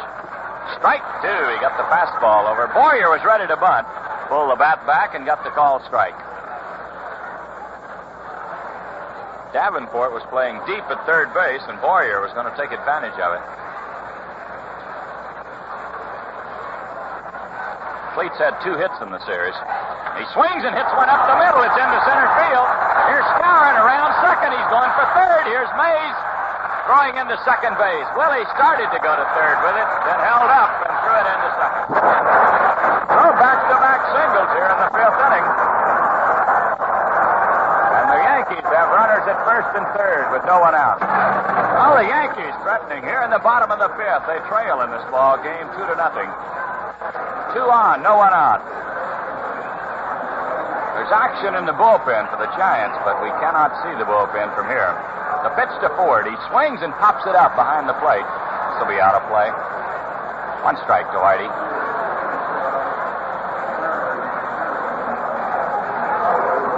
Crossetti over talking to Skowron going over the play. He wants him to come in on the ground ball to get away from the double play if at all possible. Although it's short and third, they're laying back. Davenport's in close at third, and Cepeda, of course, is holding the base runner close at first base. Bob Boland taking a little time right now. Gets his sign. Now he makes a token toss over to first base. Boyer's at first base. Skowron at third with no one out. The Giants lead 2-0. The pitch to Ford is a ground ball to first base. Here's a throw now by Cepeda to third. They've got the runner Skowron trapped between third and home. They're running him down, and he's tagged out. The other runners move up. They picked up the big bases, George. They got exactly what they wanted, and a little bit of a bonus as Boyer raced all the way around to third base when Davenport had to chase Skowron towards home, and Whitey Ford, trailing the play, picked up second. So now they've got second and third with only one out. The double play situation has been removed. The sacrifice fly picks up a big run, and the base hit ties it up. So the Yankees, with the ground ball, picked up actually 3 bases in the process. Runners at second and third with one out. Giants leading 2-0. Tony Kubek, the batter. Cepeda almost had a wild throw to third. Davenport had to scoop it out of the dirt. Here's Kubek. He's 0 for 1 in this game. Here's the pitch. Ground ball hit to the third baseman. It gets away from Davenport. Everybody's going to be safe. No run coming in. The runner at third base, Boyer, had to hold on, as Davenport would have been ready to make a play on him. So the bases are loaded with one out, as Jimmy Davenport was trying to short hop the ball off the bat of Kubek, and it got away from him. He had to make it on an in-between play. So Bobby Richardson will step in with the bases loaded and one out.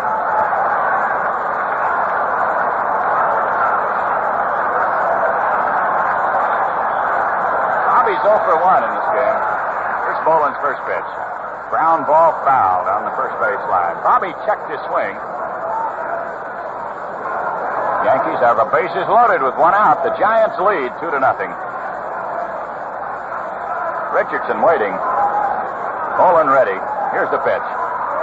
He swings and hits a ground ball to the second baseman. Hiller steps on the bag, throws to first, the double play.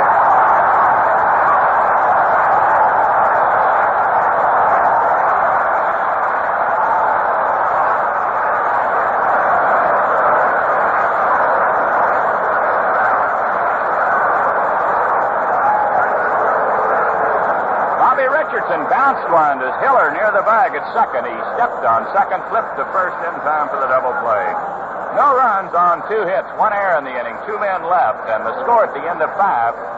The Giants 2 and the Yankees nothing. Well, some fine pitching by Bob Boland there in a jam in the 5th inning as the Yankees had runners at first and third with no one out, and he pitched out of it without a run. It's 2-0, the Giants lead as we go into the 6th inning. Willie Mays will lead off, followed by Felipe Alou and then Orlando Cepeda. Big sign on the scoreboard says Marichal injured his right index finger trying to bunt. The pitch to Mays is a ground ball to the shortstop. Kubek has it to flip to first. He's out. Willie Mays goes out, short to first. One away, and the batter will be Felipe Alou.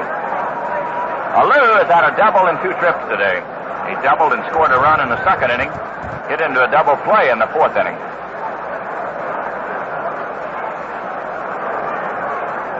Ford gets ready.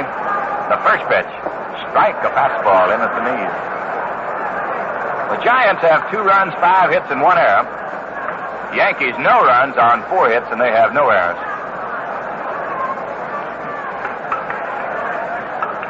Here's the 1 strike pitch. Slow curve.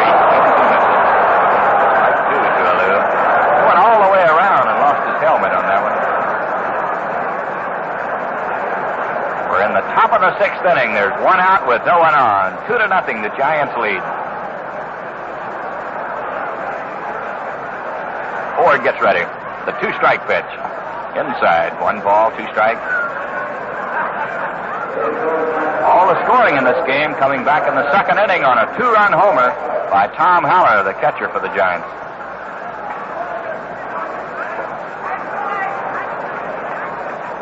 Whitey checks the sign. Here's the 1-2 pitch. He swings and hits a bouncer to short. Kubek has it. A long throw to first. He's out. Felipe Alou goes out. Kubek to Skowron. That's 2 down, and the batter will be Cepeda. Orlando bounced to the shortstop in the 2nd inning. In the 4th inning, he flied to right field.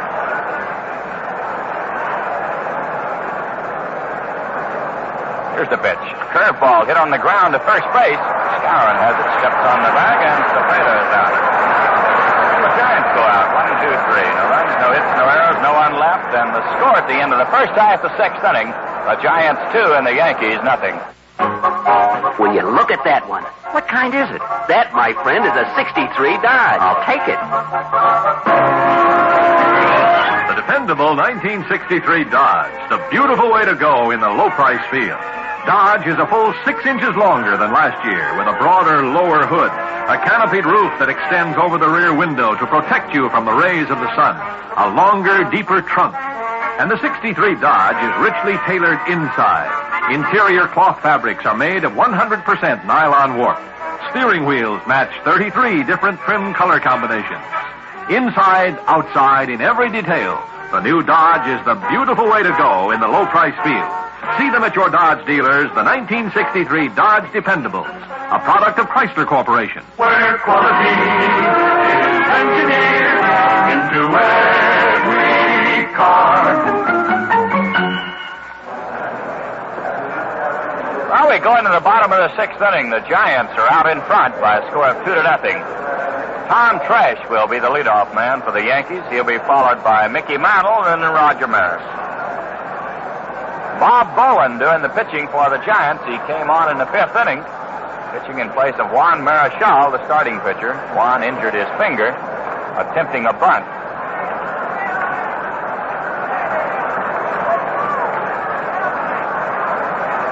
Trash has had a single in 2 trips in this ball game. Here's the first pitch. He tries to bunt, but he missed it. 1 strike. Tommy was going to drag one down the first baseline. He's a switch hitter. Batting left-handed against Bolin. Well, time is called here, Joe. That looks like Billy O'Dell going to the bullpen. That's exactly who it is, George, and I just wonder if he's going to loosen up for his game tomorrow or if Alvin's going to use him today. But at any rate, time is called as O'Dell rushes to the bullpen and deep left center field.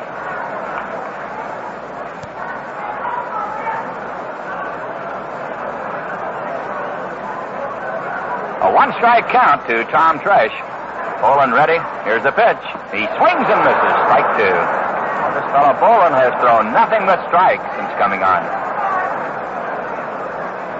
He's got a strike 2 count on about 4 batters. Taking a little time now as he looks in. Here's the pitch. Foul ball. This will be out of play. It's coming back in the upper deck. Still strike 2. Even with the 2-strike no-ball count, George, he's around that plate. He's not wasting any to where they can't swing.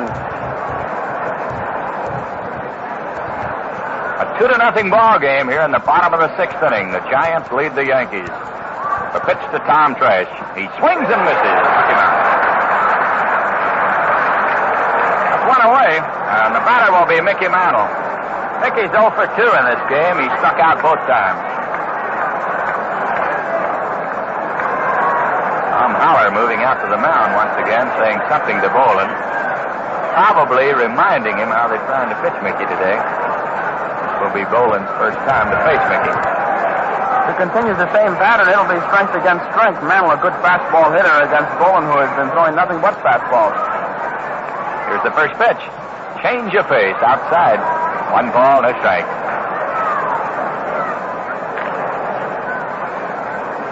The Giants are deep and around to the right for Mickey. Strong left-handed batter against the right-hander. Here's the 1-0 pitch. Another change-up. It's outside. Ball 2 and a strike. The first 2 change-ups, Joe, we've seen. He's been burning the fastball, but against Mickey, he has gone to the change of pace. Marichal had struck Mantle out twice with the slow curveball, so trying to get him with the slow stuff, Bolin has missed and missed badly. Here's the 2-0 pitch. Fastball. It's inside. 3-0 to Mickey. Roger Maris is in the on-deck circle. The Giants leading 2-0. We're in the bottom of the sixth inning. Bolin taking a little time as he looks in. Here's a 3-0 pitch. Strike. He got a fastball in around the knees. Ball 3 and strike 1.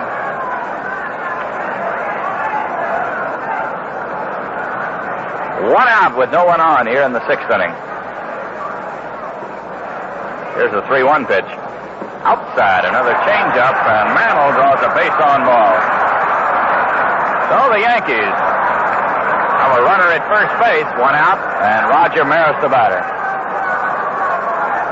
Roger has flied to center and bounced to first base in 2 trips. The attendance just being announced here today, 66,607. 66,607 here today.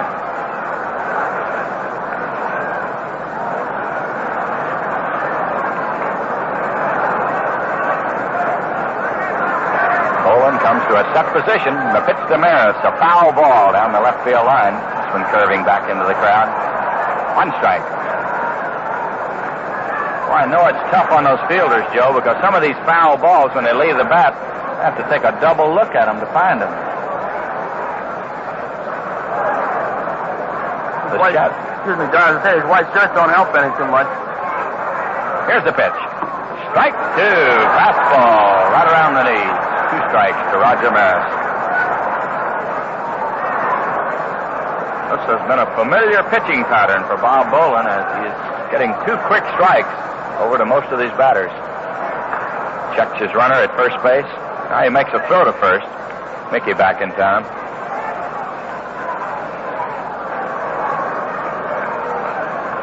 Maris getting out of the box for just a moment. Here's the pitch. Outside, and that one was close. 1 ball, 2 strikes. Well, it's an amazing thing to see these pitchers keeping that ball on the outside part of the plate to these big left-handed batters. Maris, Mantle, looking for something on the inside they can pull into these right field seats. They're just not getting it from the Giant pitchers. There's another throw to first, just a token toss, reminding Mantle that he's keeping an eye on him. Boland gets set. Here's the pitch. Outside again. 2-2 to Maris. Mantle at first base, 1 out here in the 6th inning. The Giants lead 2-0. Hasn't been much nicking or shooting for the corners. Boland has just been trying to get that fastball the outside part of the plate. That's the only spot he wants, and he's got a good one. Here's another throw to first base. Mickey back. A ground ball to shortstop here would be a base hit. There is nobody in the shortstop position. Davenport is wide of the bag at third. He's between third and short. The pitch to Maris. Way outside with it, and almost got by the catcher. 3-2 to Maris. Now we'll check Mantle to see if he's moving on this pitch. 3-2 with 1 out. Bob Boland got 2 quick strikes on Roger Maris. Now he's missed with the next 3. He's done it with his fastball. The only pitch he's been able to get in the strike zone has been his fastball. Bob taking a little time as he checks his runner. The pitch. Down low. He walks him. Roger Maris draws the walk. So the Yankees have 2 on with 1 out, and here's Al Dark racing out of the dugout. Boland has been in a lot of trouble since coming into this game. Yankees threatened in the 5th inning. They had runners at first and third with no 1 out. Later, the bases loaded with 1 out and failed to score. And here in the 6th inning, they have runners at first and second with 1 out. Judge, that base on balls will make that manager do cartwheels at any time, but in that 6th, 7th, and 8th, and 9th inning especially, that's when that base on balls will really make them jump up and down in that dugout. Dark came out of there like a jack out of the box. Elston Howard, the batter. Boland ready. Here's the pitch. He swings and bounces it foul. It's from rolling behind the plate. 1 strike. Ellie has bounced to the shortstop and struck out in 2 trips. Pagan made a great play on him back in the 2nd inning as he drilled one up the middle. Jose raced over, knocked it down, recovered in time to get him at first base. A 1-strike count. Mantle at second base, Maris at first. Here's the pitch. He swings and fouls it back. And coming back into the crowd. The outfield defense against Howard is a bit unique in that Felipe Alou is pretty much straight away, maybe even shading towards the left field line, while Mays, with a 2-strike count, has taken a couple more steps over towards right center, thinking that Howard will probably cut down on his swing with a 2-strike count. There's a lot of room in left center field.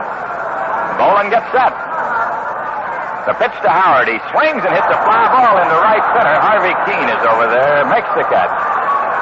Mantle tagged up, but held on. Elston Howard flying to Keene, so there's 2 out. And the batter will be Bill Skowron.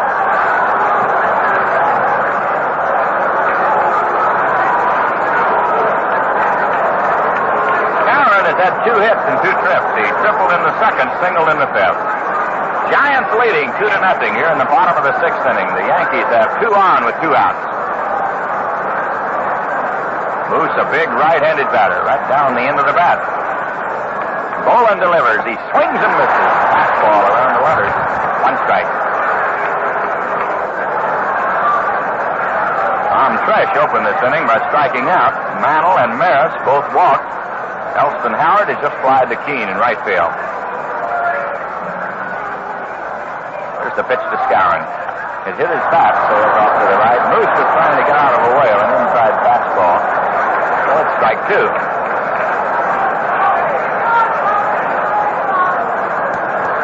All the scoring in this ball game coming back in the second inning. A 2-run homer off the bat of Tom Howler of the Giants. Bob Bolin checks the runners. Here's the pitch. Ball way up high with a fastball. 1-2 to Moose. 2 on, 2 outs in the bottom of the sixth inning. Giants have out-hit the Yankees 5-4.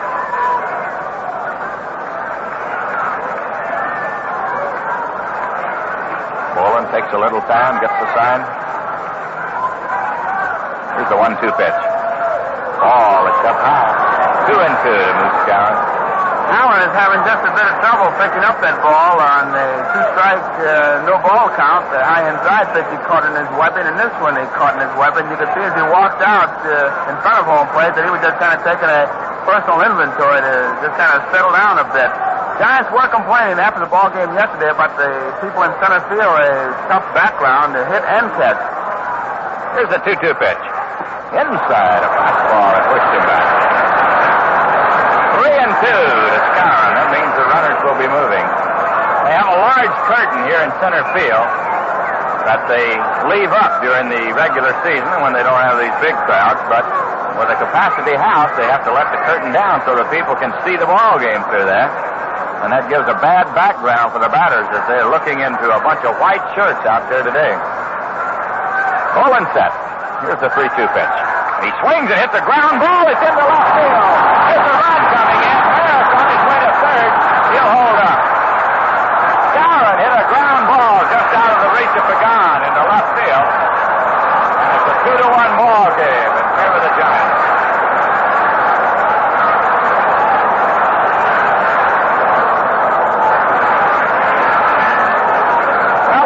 Routine ground ball by Skowron just out of the reach of Pagan. Jose and all shortstop play Skowron well over towards the bag at second because he hits a lot into right field. For most batters, it would have been a routine play, but Pagan just couldn't get it. He dived for the ball, trying to knock it down to save the run, but it went into left field. So it's a 2-1 game. Runners at first and third, 2 outs, and here's Clete Boyer. Bolin delivers. He swings and lines it to left field.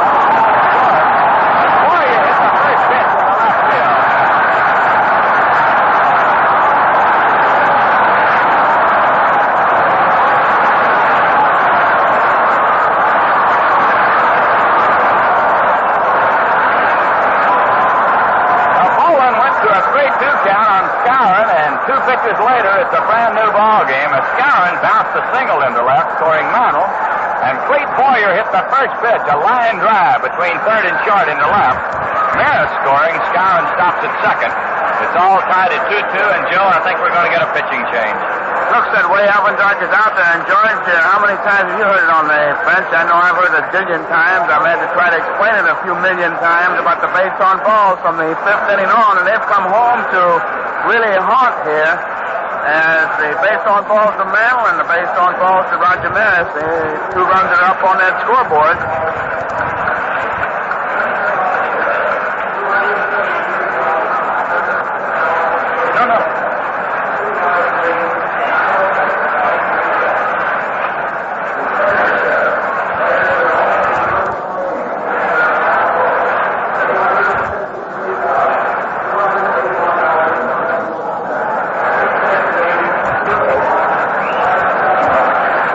Taking a look at the bullpen, Don Larson is coming in to pitch here for the San Francisco Giants.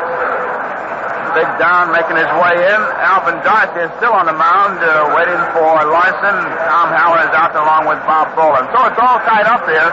2-2. The base on balls have come home. And while Larson gets to the mound, we'll pause right now. 30 seconds for station identification. This is WGY Schenectady.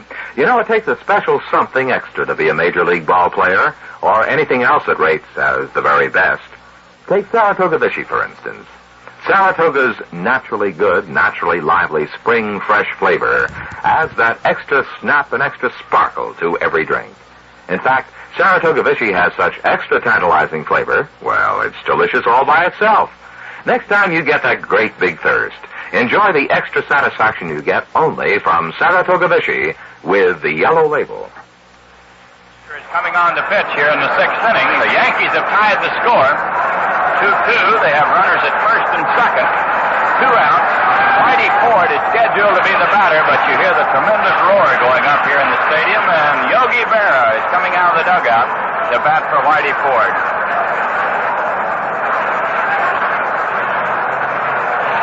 Yogi played in the second game of this World Series, replacing Elston Howard, who injured his wrist sliding home in the first game. That's the only action Yogi has seen in the series. He'll be coming on to bat. With runners at first and second. 2 outs in this ball game, all tied at 2-2. Larson relies heavily on that slider, and Yogi a good inside hitter. And look at that infield, George, playing way back on the right side, hoping to knock that ball down to prevent Skowron from scoring. Don Larson looking in. Big fellow was in the ball game out here yesterday for the Giants. The pitch to Berra. Ball outside. 1 ball and a strike. Well, as Joe told you, there's an old saying in baseball. Every time you walk a batter, he'll come around to score. Bob Bolin walked 2 batters here in the 6th, and they both scored, Mantle and Maris. Singles off the bat of Skowron and Boyer, driving in the runs. Larson checks his runners. The pitch to Berra. He swings and fouls it off. This one going into the upper deck beyond the Giant dugout. 1 ball, 1 strike. The Yankees 2 and the Giants 2. We're in the 6th inning. Juan Marichal started this game for San Francisco. He injured his finger in the 5th inning. He had to leave. Bob Bolin came on in the 5th. And now Don Larson relieving him here in the 6th inning. And we've just received word that Billy O'Dell, a left-hander, has been throwing in the bullpen. Billy is scheduled to pitch tomorrow for the Giants, but he's throwing today. Jim Coates is throwing in the Yankee bullpen. Here's the pitch. Ball outside. Ball 2 and strike 1. We'll be getting a new pitcher for the Yankees in the 7th inning. It's a 2-1 count to Yogi Berra. Boyer's at first base, Skowron at second with 2 outs. All tied at 2-2. Larson taking a lot of time. Here's the 2-1 pitch. Curveball is up high, way up high. 3-1 to Berra. Yogi out of the box checking with Garcetti. But I would imagine it's just routine, Joe. The green light is on. Listen, I think if Garcetti would give him the take sign, Yogi'd go into a dead faint right in the batter's box, George. I think he just looked out of curiosity to see what was going on down at third base. Just kind of probably winked at Garcetti and say, yeah, okay, Crow. Yogi right down on the end of the bat, waiting. Here's the 3-1 pitch. Curveball. Did he swing? He did with Jim Hunter. Yogi doesn't like to call on it. He whirled and said something to Hunter. He wanted to know why, whether it was a call strike or whether he swung at it. Yogi started to swing, and Larson came up with quite a pitch, a right-up curveball. Yogi, you could see, was looking for the fastball. He about left his shoes and then tried to hold up, and Hunter called it a strike. You know, that was a big pitch for Larson, because now, after he curved him on the 3-1, Yogi don't know. On the 3-2, he might throw another curve, change up, anything. He set him thinking, all right. Well, the runners will be moving, that's for sure. 3-2 and 2 outs. Larson ready. Here it is. Curveball. It's outside. Berra draws a base on ball, so the bases are loaded. With 2 outs, and the batter will be Tony Kubek. Tony has walked, flied to center, and safe on an error. He's over 2 officially. The Yankees have picked up 2 here in the 6th inning. It's all tied at 2-2. They're still threatening with the bases loaded. Don Larson, a big right-hander, looking in to get the sign. The pitch to Kubek. He swings and misses on a curveball. 1 strike. Tony's a tall, slender, left-handed batter. Spent most of this season in the Army, getting out in early August.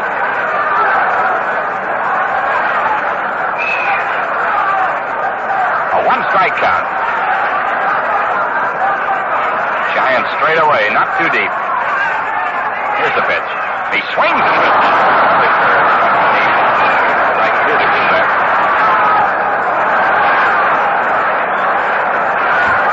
Well, we'll have a new pitcher for the Yankees in the seventh inning. Yogi Berra batting for Whitey Ford. Ford cannot be the losing pitcher in this game, and he could be the winning pitcher if the Yankees should pick a run up here and stay in front. Larson ready. Here it is. Outside. Fastball, low and away. 1 ball, 2 strikes. Berra's at first base. Boyer at second. Skowron at third with 2 outs. 1 ball, 2 strikes to Quebec. Tony waiting on Larson. Here's the pitch. Curveball hit on the ground to the second base. Cepeda cuts it off. Here's the throw to Larson. He's out. Miller was ready to field that one. Cepeda cut in front of him. Cut it off on the big hop. Turned and threw to Larson. In time for the out on Quebec. 2 runs in the inning on 2 hits. No error. 3 men left. And the score at the end of 6. The Yankees 2 and the Giants 2. Have you heard about the automobile industry's first 5-year or 50,000-mile warranty? 5 years? 50,000 miles? That's right. It's the warranty now offered on 1963 Chrysler Corporation cars. What does it cover? It covers the powertrain of your car, the expensive parts to repair or replace. Sounds terrific. It's the most significant warranty ever offered on an automobile. Your dealer will be glad to explain his new warranty, another first from Chrysler Corporation. Stay tuned for details later in this game.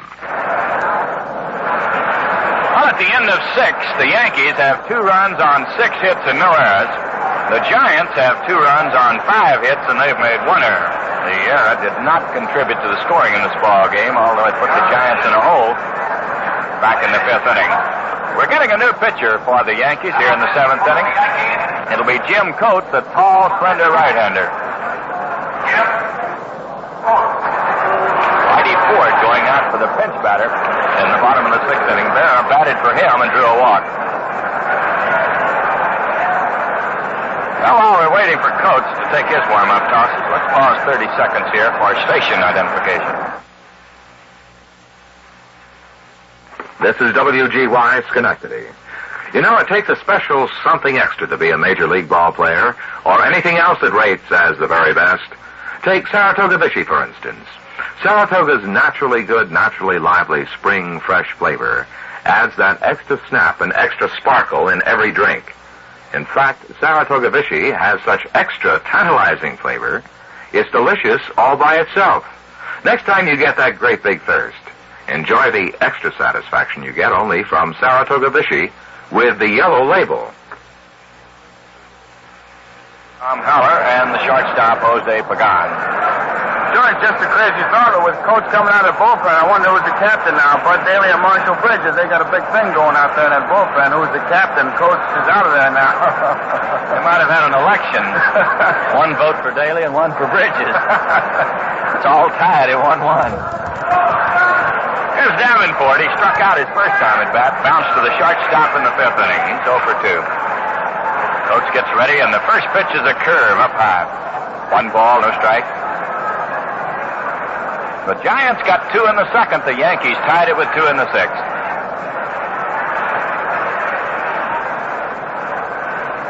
Jim taking the long look in.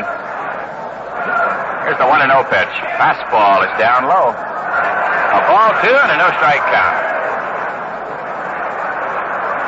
Well, the starting pitchers have departed the scene. Juan Marichal for the Giants and Whitey Ford for the Yankees. Pitchers of record right now, Jim Coates for the Yankees and Don Larson for the Giants. Here's the 2-0 pitch. Ball, it's inside, so it's 3-0 to Davenport. The big catcher, Tom Haller, is in the on-deck circle.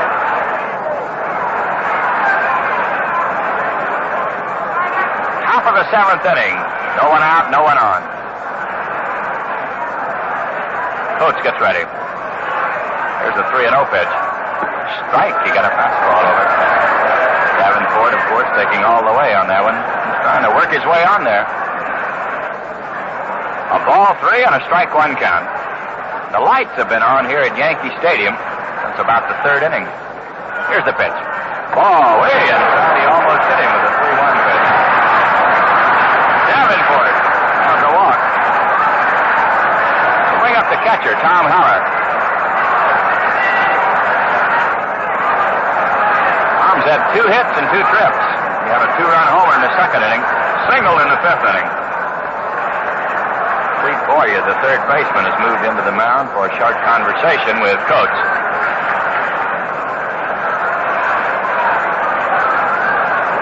Boyer's in close, but I would imagine the Yankees are not looking for the bunt. Here's a strike. Fastball over the outside corner. With the 8th and 9th place hitters coming up for the Giants, Boyer is just being careful. He is in close. Kubek and Richardson playing back. Skowron holds against the runner at first base. Jim checks his runner. Here's the pitch. Slow curve hit on the ground. It is foul. Skowron fielded the ball, stepped on the bag. He was going to throw down to second. Al Barlick said it was just outside the line. That was a tailor-made double play for Skowron. But he reached across the line, so it's a strike 2 count.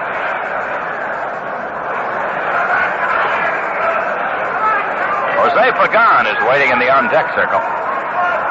Giants batting in the 7th inning. This game all tied at 2-2. Here's the pitch to Haller. A swing and a miss. He struck him out. Got the fastball by him around the knees. One away. And the batter will be Pagan, but Jose is going back to the dugout. Whether we're getting a pinch batter for him or not. Matty Alou is at the bat right, George. He has gone to his helmet, and he's trying to find a bat, so it looks like it'll be Matty Alou, the little left-handed batter, to come in to bat for Pagan, while Boyer and Nelson Howard have a little bit of a conference on the mound with Jim Coates. And Howard and Coates, you can bet, just reassuring each other as to how they will pitch to Matty Alou, who will be the pinch hitter coming out of the Giant dugout. Matty Alou, left-handed hitting batter, coming on here with a runner at first base and 1 out.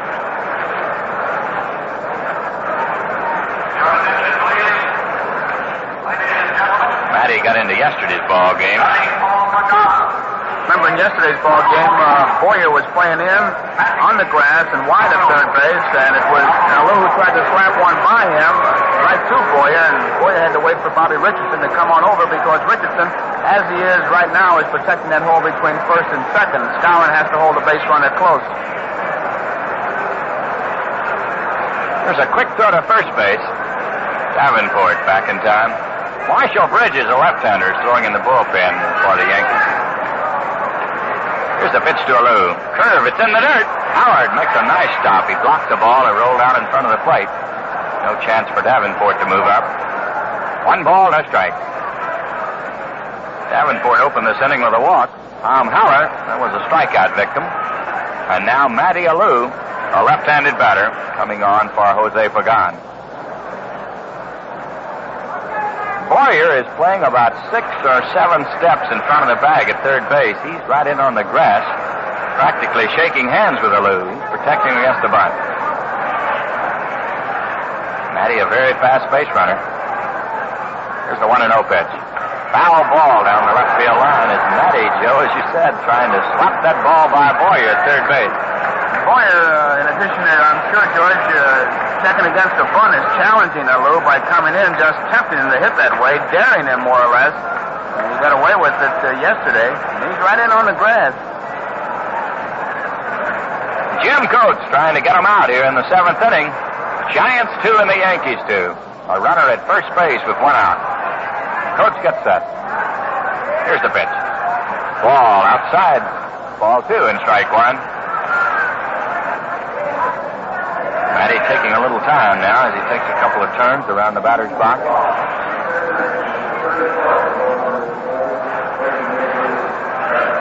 In case you joined us late, the Giants got 2 runs in the 2nd inning. The Yankees picked up 2 in the 6th. Giants now batting in the 7th inning. Jim Coates pitching in relief of Whitey Ford. Here's the 2-1 pitch. He swings and misses. Ball. 2-2 to Matty Alou.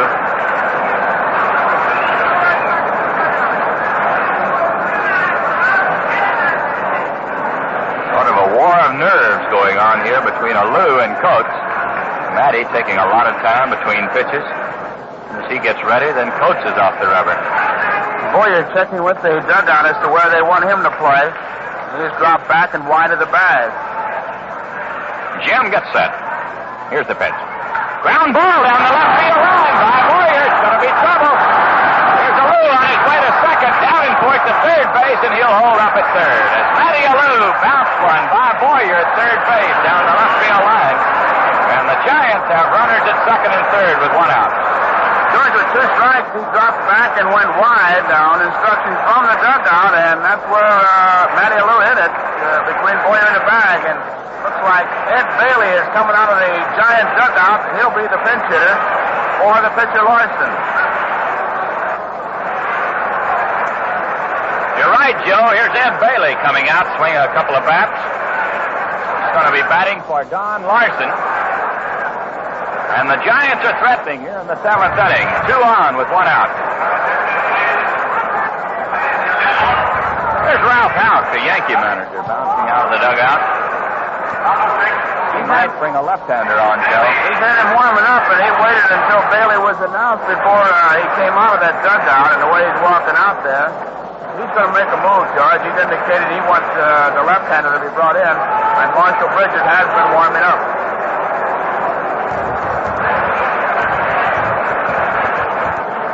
Jim Coates is leaving the ball game, and we're going to get a new pitcher. As far as the Giants are concerned with the right-handed pinch hitter, just a couple of them. Bob Neiman is still on the bench. John Orsino, a catcher, is still on the bench. Could be used as pinch hitter. A lot of wheels spinning here. We're all tied up here. 2-2. The Yankees, 2 runs is 6 hits, no errors, while the Giants have 2 runs, 6 hits, and 1 error. For Don, a pinch hitter was used for him. That's the key spot. And Matty Alou came through.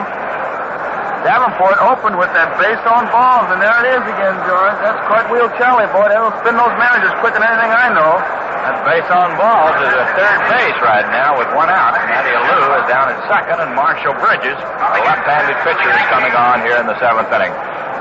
Bailey has gone back to the dugout, so more than likely we're going to get a right-handed pinch hitter in place of Bailey.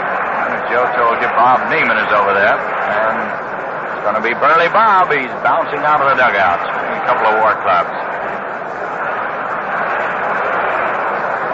Davenport opened this inning with a walk. Tom Haller then struck out. Matty Alou batting for Pagan.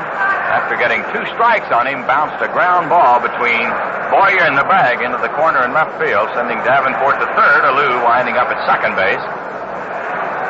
Then Bailey was announced as the pinch batter for Larson. That brought out manager Ralph Houk, who wants a left-handed pitcher. He's brought him on, Marshall Bridges. And with a switch in pitching here, Al Dark has brought a right-handed batter on, Bob Neiman, to face the left-hander. So we'll watch to see how the Yankees play this.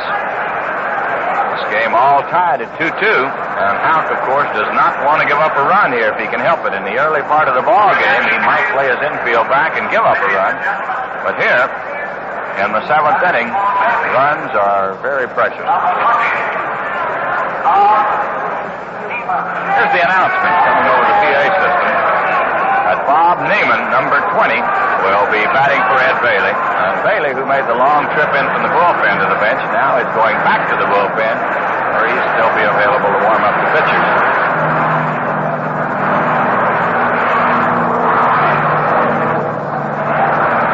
Well, Bridges has completed his warm-up tosses. We're ready to go.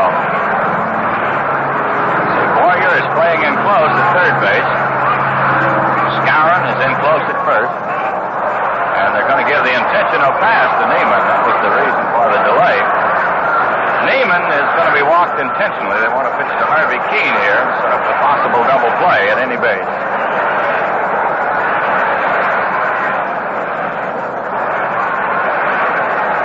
Bridges getting ready. There's ball 4 outside, and Neiman is given the intentional pass.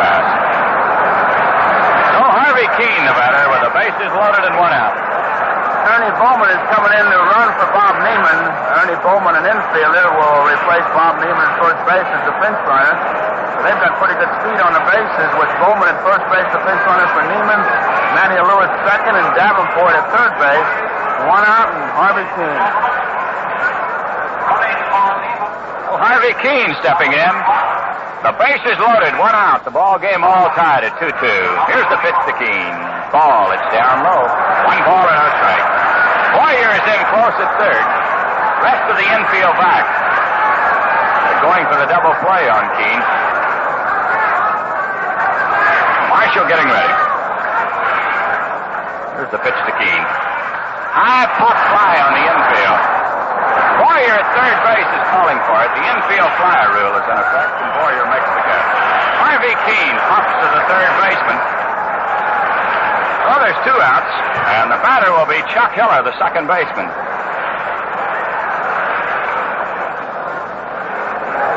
Chuck's 0 for 3 in this game, all against Whitey Ford. He lined to the shortstop, bounced to second, and struck out with the bases loaded in the fifth inning.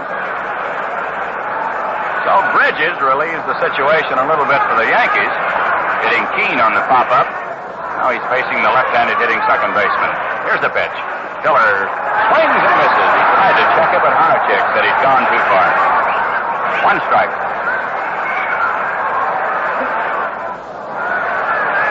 Jim Boughton, a right-hander, and Arroyo, a left-hander, throwing for the Yankees in the bullpen. Here's the pitch to Hiller. Way outside, a nice stop by Elston Howard. One-handed pickup. One ball, one strike. The Giants have loaded the bases here in the seventh inning. There's two outs. Marshall Bridges trying to get them out. Checks his sign with Elston Howard. Here's the 1-2 pitch. He swings at a long bounce to right field. It's well hit. Muse back at the fence. It's gone.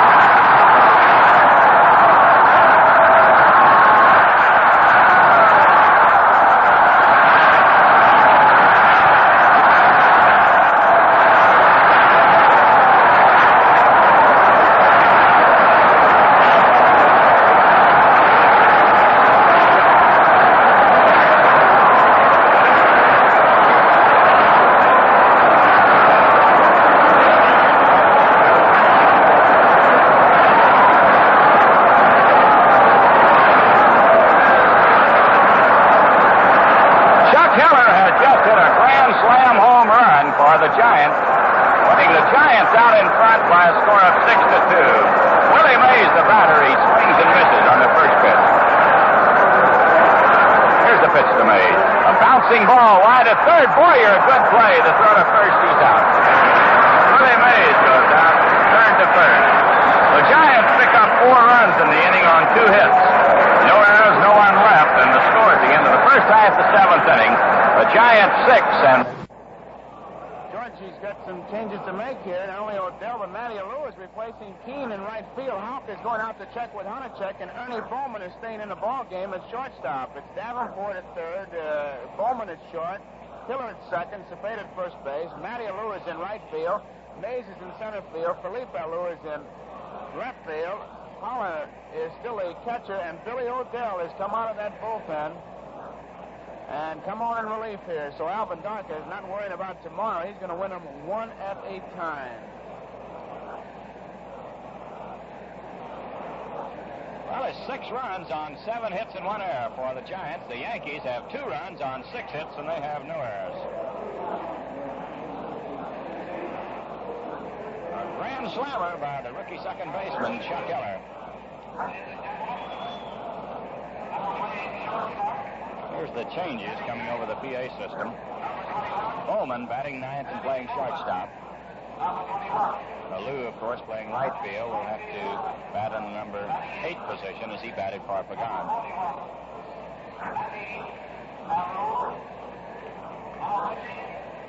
And Billy Odell will bat in the catcher's position. Here's the pitch to Bobby Richardson. He bunts, it's foul, coming back into the stands. 1 strike. Richardson, Trash, and Mantle will be the Yankee batters here in the 7th inning. They trail by 4 in this ball game. Odell was the starting pitcher in the first ball game for the Giants. delivers. Here's a fly ball hit to right. Alou going over. He's there, makes the catch. Bobby Richardson flies to Alou in right field.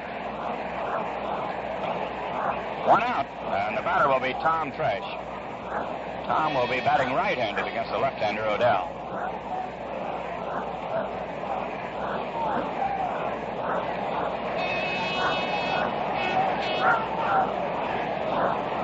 Tom has had 1 hit today in 3 trips. Billy ready, delivers, ball, it's inside. 1 ball, no strikes. A big 4-run 7th inning has put the Giants in front. They broke the 2-2 deadlock. Here's the 1-0 pitch. Strike, he got a fastball over. 1-1 to Tresh. He'll be followed by Mickey Mantle. Giants have out-hit the Yankees 7-6. Here's the 1-1 pitch. Swing and a foul tip right into the mid of Haller. 1 ball and 2 strikes. All the Giants scoring in this ball game coming on home runs. Tom Haller had a 2-run homer in the 2nd inning. And Chuck Hiller the grand slam home run in the 7th. Odell looking in. Here's the 1-2 pitch. Down low. That'll even the count at 2-2.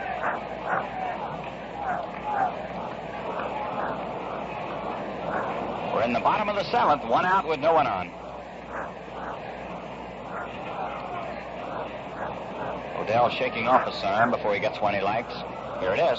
High pop fly down the right field line. Here's a Lou, and Hiller there, and Hiller makes the catch.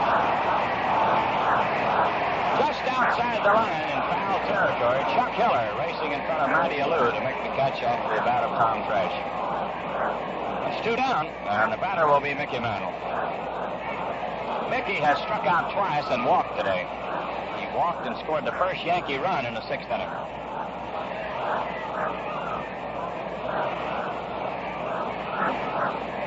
Odell delivers a fastball. He pops it up on the infield. Cepeda at first base is calling for it. He's got it in the standard third. Mickey Mantle pops to first base. No runs, no hits, no errors, no one left. And the score at the end of 7 full innings of play, the Giants 6 and the Yankees 2. Here's Cepeda to lead off in the 8th inning. He bounces it foul. Correction, Felipe Alou leading off here in the 8th inning. A 6-2 ball game, the Giants out in front. Marshall Bridges doing the pitching for the Yankees. The pitch to Alou. Curveball, he hits it on the ground to second base. Bobby Richardson has it. The throw to first, he's out. Alou goes out, second to first. That'll bring up Cepeda. Orlando's 0 for 3 in this game. Bounced to short, flied to right, and bounced to the first baseman. 6-2. Giants lead the Yankees in the 8th inning. Bridges delivers. Ball. It's down low. 1 ball, no strikes.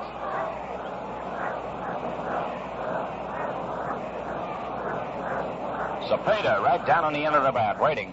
The pitch. Here's a high pop fly. It'll be out of play. This one coming back in the upper deck. 1 ball, 1 strike.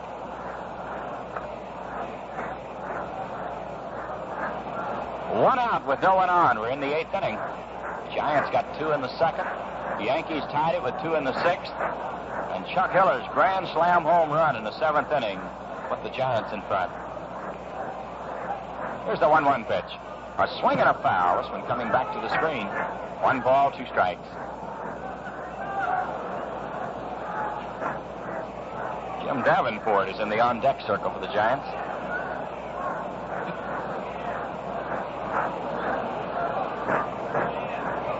Bridges ready. The pitch. He swings and misses. Cepeda strikes out. That's 2 away. And the batter will be Jimmy Davenport.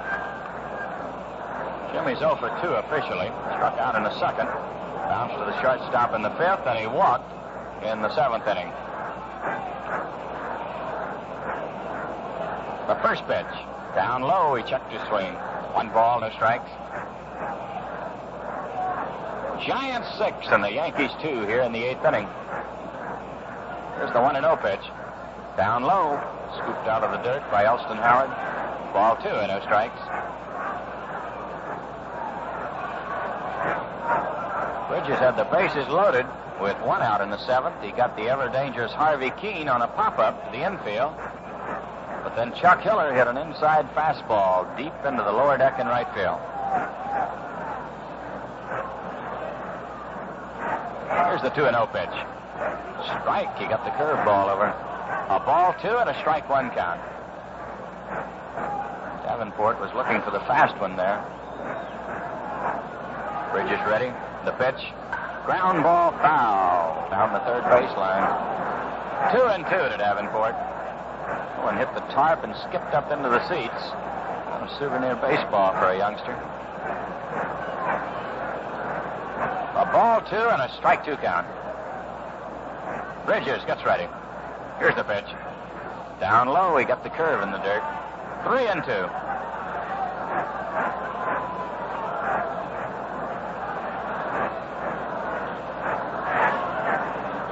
Bridges checks the sign. The pitch to Davenport. Outside, he walked him. Jimmy Davenport draws a walk. He'll put a runner at first base with 2 outs. And the batter will be Tom Haller, the catcher. Tom's 2 for 3 in this game. He had a 2-run homer in the 2nd inning, singled in the 5th, and he struck out in the 7th inning.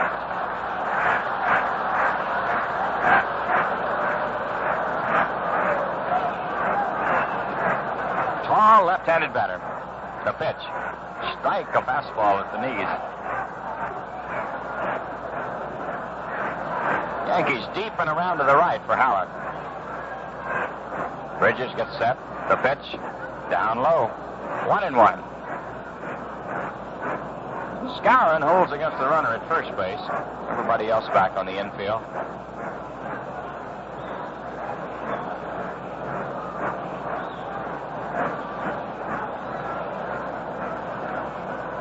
Bridges gets set. Here's the pitch. Strike 2. He checked his swing. Fastball caught the outside corner. 1 ball, 2 strikes. Bridges is a fast worker. He just looks in, gets the sign, he's ready. Here's the pitch. He struck him out. The curve down low, and Haller goes down swinging.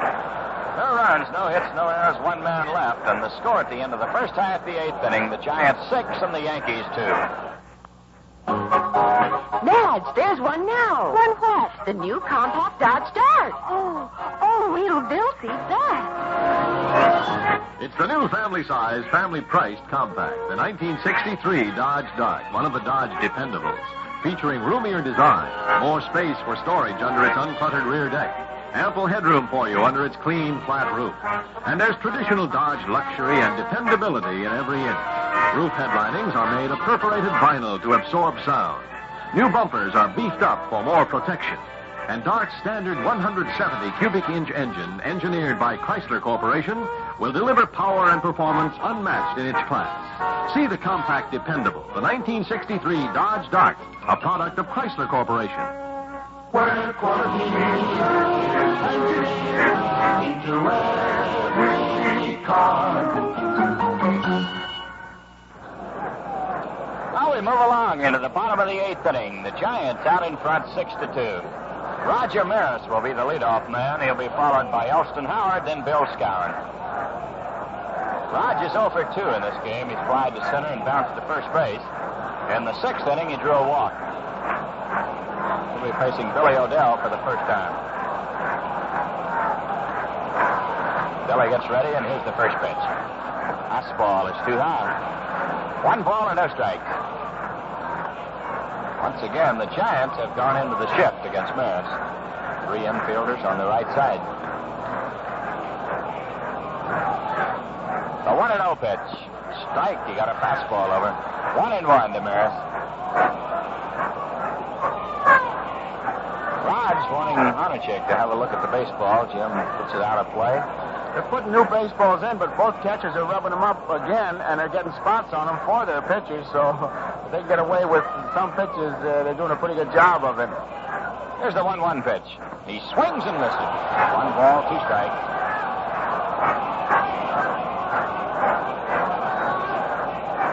Yankees back Batting in the bottom of the 8th inning, the Giants lead by 4. Billy O'Dell pitching in relief for San Francisco. Checks his sign. Here's the 1-2 pitch. Down low. 2-2 to Maris. The 5th game will be played here tomorrow afternoon. Ralph Terry will pitch for New York. O'Dell was scheduled to pitch for the Giants. More than likely now it'll be Jack Sanford. Here's a high pop fly down the third baseline. Haller is calling for it. He's got it. There's one away. Roger Maris fouls to the catcher, Tom Haller. Bring up the catcher, Elston Howard. Ellie has bounced to short, struck out, and flied to right in 3 trips.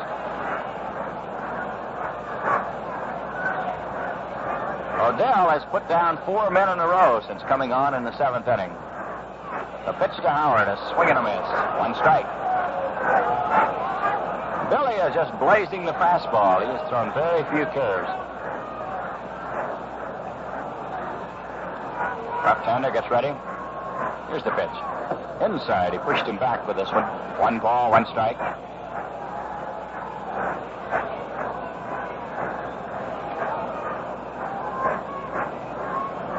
Ellie right down on the end of the bat. Here's the 1-1 pitch. Ball up high. Ball 2 and strike 1. Howard hits very deep in the box and back away from the plate.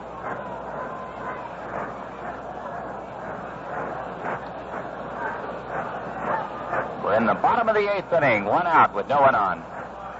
A ball 2 and a strike 1 count to Elston Howard. O'Dell delivers. Here's a bouncing ball hit slowly to the shortstop. Bowman has it to throw to first. He's out. Howard goes out, short to first. That's 2 down, and the batter will be Bill Skowron. The Moose has had 3 for 3 today. Tripled in the 2nd inning, singled in the 5th, and again in the 6th inning. He drove in the first Yankee run in the 6th inning.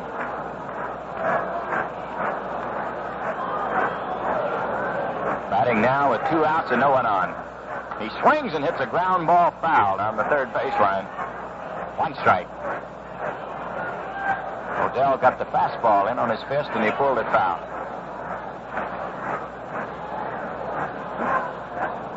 Here's the pitch. Ball up high. 1 ball, 1 strike.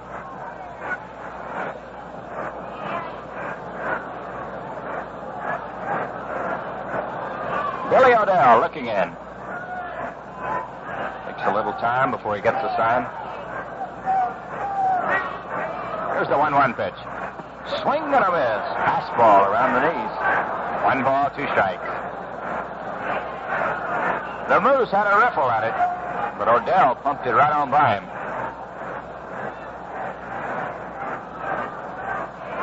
Giants are deep for Skowron, planting pretty much straight away. Here's the 1-2 pitch. Down low. Billy took a little off that one. A ball 2 and a strike 2 count. It's a 6-2 ball game here in the bottom of the 8th inning. The Giants out in front of the Yankees. A grand slam home run by Chuck Hiller in the 7th inning has been the difference. O'Dell looking in. Here's the 2-2 pitch. A ground ball hit to the third baseman. Davenport has it to throw to first. He's out. Skowron goes out, third to first. No runs, no hits, no errors, no one left. And the score at the end of 8, the Giants 6 and the Yankees 2.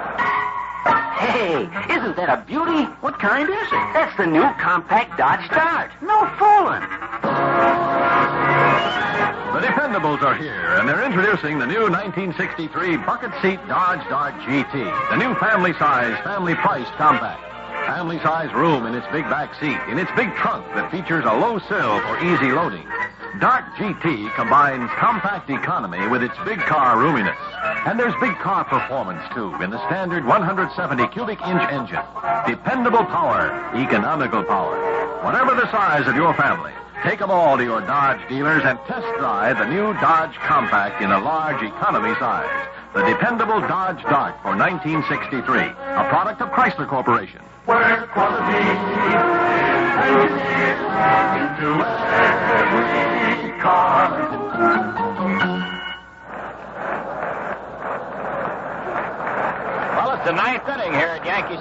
the Giants out in front, 6-2.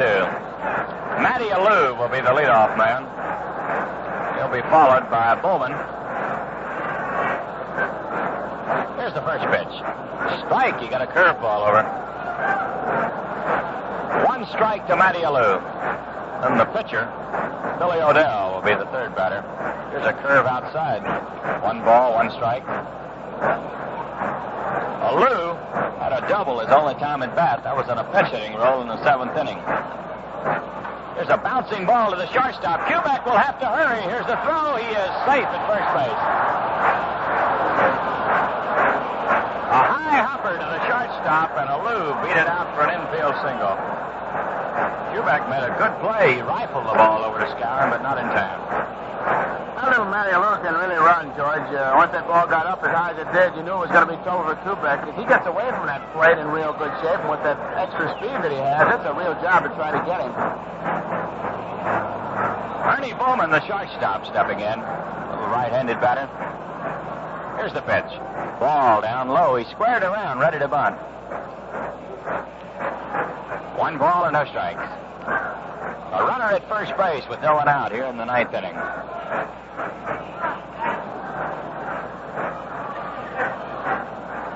Bridges gets set. Here's the pitch. There goes the runner. Here's a foul ball. It'll be out of play. The hit and run was on. Matty Alou was moving. Bowman fouled the pitch back. 1 ball, 1 strike.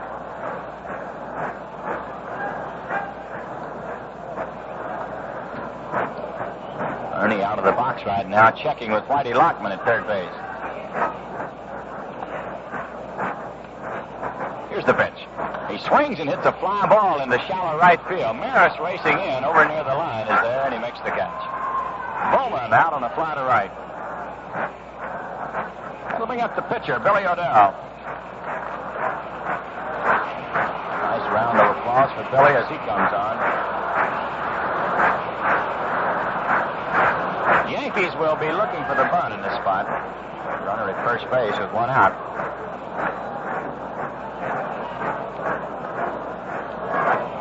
Here's a throw to first base. Alou back in time. Boyer is creeping in from third base. He's ready for the bunt. Bridges ready. Here's the pitch. Strike. He got the curveball over. Billy squared around, ready to bunt, pulled it back. 1 strike. You better make sure he gets to Scour. I don't think that they can advance if they bunch it down the third base line. Cleat Boyer really charging hard. And the way Whitey Lockman's going through some signs, maybe trying to set up a switch here, but Boyer doesn't believe it. He's still in very close. A 1-strike count to Odell. Bridges ready. The pitch. He bunts and missed it. Billy trying to push it down the first base line. Missed the ball, so it's a 2-strike count. Scourin is charging in, but he has to come late as he's holding against the runner at first base. Of course, Boyer has nothing to do but move in on top of him, and Cleat is still playing for the bunt as he continues to come in close. Here's the pitch. Ball down low. He was ready to bunt. Pull the bat back. 1 ball, 2 strikes. Odell is checking with Whitey Lockman to see if the bunt is still on with 2 strikes. The Giants are leading 6-2. We're in the top of the 9th inning. Bridges ready. The pitch to Odell. He bunts down the first baseline. It's a good one. Bridges picks it up. Throws to first. Odell is out. Alou moves down to second. Be a sacrifice. Odell, no time to bat. He's out pitcher to second baseman Richardson.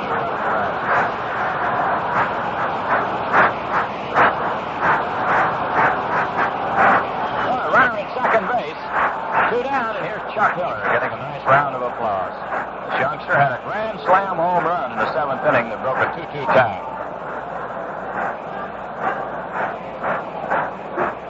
Left-hander against a left-hander. He hit the home run off Bridges in the 7th inning. Curveball is inside. 1 ball, no strikes.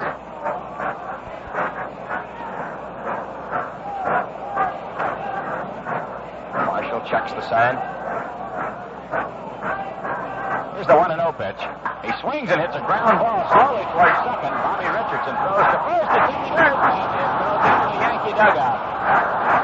Alou comes in to score. Bobby Richardson had to hurry the play on it. The ball was not hit hard. He threw it in the dirt. It skipped by Skowron and went into the dugout. Alou comes in to score. And Hiller goes down to second. That makes it a 7-2 ball game. It'll be a single for Hiller and an error on Richardson. That'll be a hit and an error. No run batted in. The batter is Willie Mays. Bridges delivers a curve. He fouls it back. One strike. Willie's had one hit today and 4 trips. A single back in the 4th inning. The Giants lead 7-2 here in the 9th inning.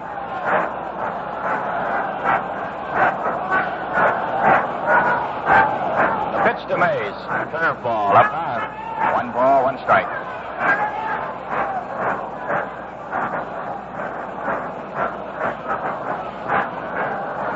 The Giants now have 9 hits off Yankee pitching. That's the first Yankee era. Here's the pitch. Willie swings and misses. 1 ball, 2 strikes. Willie checking with umpire Jim Honachek, probably asking if that pitch was high enough. Fastball in around the knees. 1 ball, 2 strikes. Hiller at second base with 2 outs. Here's the pitch. Strike 3 call. He gets the fastball over, and Willie is called out on strikes. 1 run in the inning on 2 hits, 1 error, 1 man left, and the score at the end of the first half of the 9th inning, the Giants 7 and the Yankees 2. Here are more details on the new warranty described earlier in this game. The new 5-year or 50,000-mile warranty on 1963 Chrysler Corporation cars. This is the most important warranty ever offered on an automobile. It covers the powertrain, the workhorse of your car, the expensive parts to repair or replace. And the warranty is transferable if you sell the car. See your dealer for full details on the industry's first 5-year or 50,000-mile warranty from Chrysler Corporation. Let's pause 30 seconds here for station identification. This is WGY, Schenectady. You know, it's amazing how a major league team can snap back fast when it's down. Well, when you're feeling down, you too can snap right back with a cold, sparkling refresher. Saratoga Vichy. Instant pick-me-up tang. So tantalizing, it's delicious all by itself. And Saratoga's nationally livelier spring fresh flavor adds zip, life, and sparkle to every mixed drink. So for that finger-snapping, toe-tapping taste and feeling, be sure it's Saratoga Vichy with the yellow label. Here's the first pitch. He swings and misses on a fastball, 1 strike. It'll be Boyer, then Hector Lopez batting for the pitcher, and Kubek in the bottom of the 9th inning. Odell ready. The pitch to Boyer. Foul ball right back on the screen. A strike 2 count. The Giants got 2 in the 2nd, 4 in the 7th, and 1 in the 9th. And the Yankees picked up their 2 runs in the 6th inning. Odell ready, the 2-strike pitch. Curve outside. 1-2 to Boyer. Creed's had 2 hits today and 3 trips. He drove in the 2nd Yankee run in the 6th inning with a single. Here's the pitch. He swings and fouls it back. It'll be out of play. Still a ball and 2 strikes. Don't forget the 5th game out here tomorrow afternoon. We'll be on the air at 12:45 Eastern Standard Time for the 5th game of this 62 World Series. Odell delivers outside. That'll even the count at 2-2.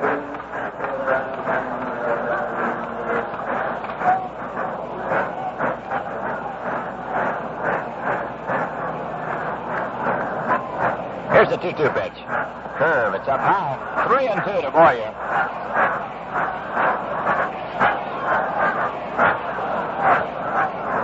The Giants have out-hit the Yankees 9-6. They've outscored them 7-2. Odell taking a little time now. There's a 3-2 count on Clete Boyer. Here's the pitch. Ground ball hit hard to short. Bowman has it. The flip to first. He's out. Boyer goes out. short to first. It's one away, and Hector Lopez will come on to bat for the pitcher, Marshall Bridges. So Dell has done quite a job, George, since he's come on. He's retired 7 men in a row and only one ball out at infield. He's really keeping that ball down, giving those infielders a chance to make the play, and they've been doing it. Here's Lopez, a right-handed batter. Odell into the windup, delivers a swing and a miss. He got the fastball by him. One strike. Billy came on in the 7th inning. He has retired 7 batters in a row. And as Joe says, only one ball to the outfield. The pitch to Lopez. Strike. He got a fastball over. 2 strikes to Lopez. These Giants play Lopez if he were a left-hand hitter. Willie Mays way over in right center. Hector chokes the bat a little as he waits. Billy ready? No, he stops after going into the windup. And again, here's the pitch. Down low. 1 ball, 2 strikes. We're in the bottom of the 9th inning. There's 1 out with no one on. The Giants lead 7-2. Crowd beginning to file out of Yankee Stadium. Here's the pitch. A ground ball hit deep to short. Bowman, a good play. Here's the throw to first. He's out. What a play by Bowman.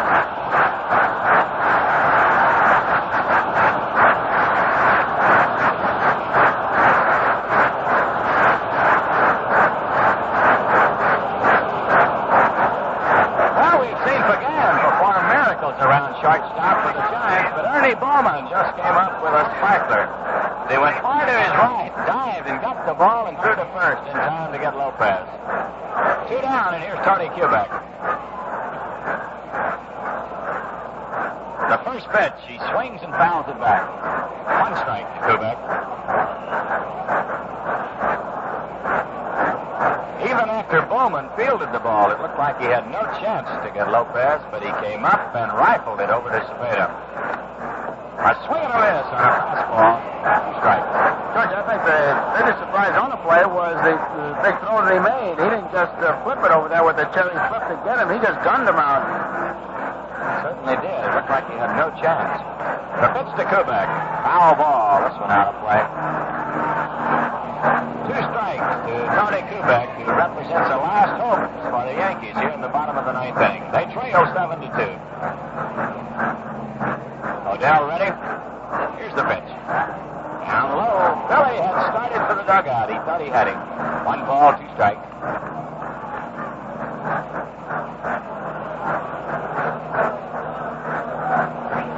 Billy taking a little time right now. Checks his sign with Tom Haller. Here's the pitch.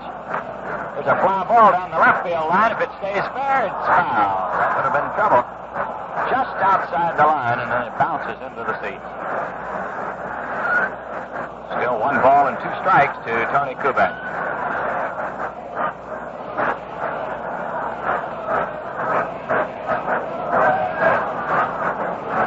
We're in the bottom of the 9th inning. There's 2 outs with no one on. Billy Odell pitching in relief. It's his sign from Tom Haller. Here's the 1-2 pitch. Here's a drive to left field. Lou's going to play it on the first hop, and Kubek is on with a single. A line drive into left field. Lou started in and pulled up short and played it on the first hop. The first hit given up by Odell. It's a runner at first with 2 outs, and the batter is Bobby Richardson. Bobby's 0 for 3 today. Got a walk back in the 3rd inning.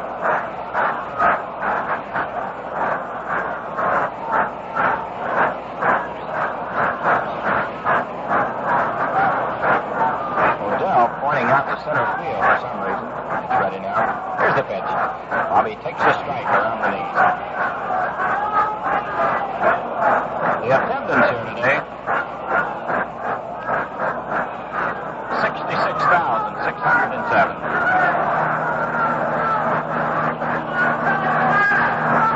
Now time is called as Haller goes out to the mound for a conference with Odell.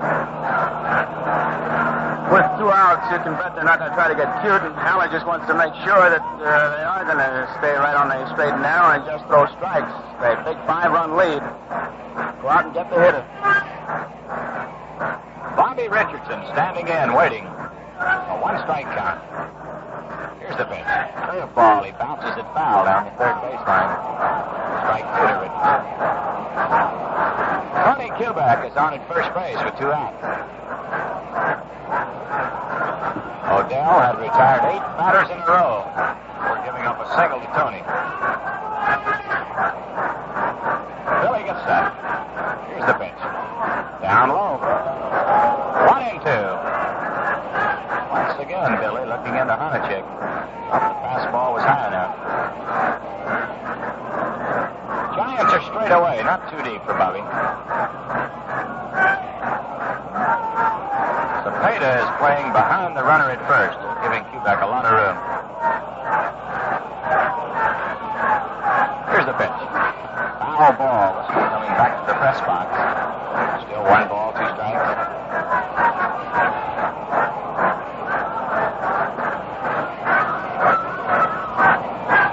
Well, it's been a beautiful afternoon here in New York. Maybe we'll have weather just like this for the 5th game tomorrow. The final game in Yankee Stadium. A 1-2 pitch. A foul ball bouncing behind the plate.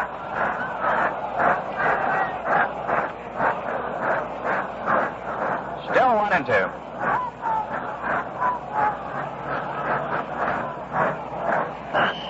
Big sign on the scoreboard says standing room tickets for the game tomorrow on sale right now. Odell delivers a curve outside. He pulled the string on that one. Got it off the corner. A ball 2 and a strike 2 count. That's as far as he wants to go right here. You can see Haller kind of shake his fist as if to say, give me a strike now. Billy gets ready. Here's the 2-2 pitch. Outside. 3-2 to Bobby. Tom Trash is in the on-deck circle.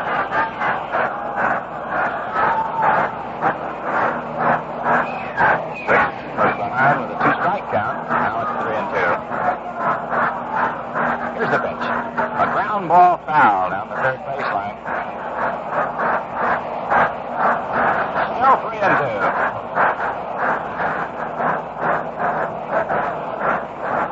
Kubek, of course, moving on the pitch. 3-2 and 2 outs.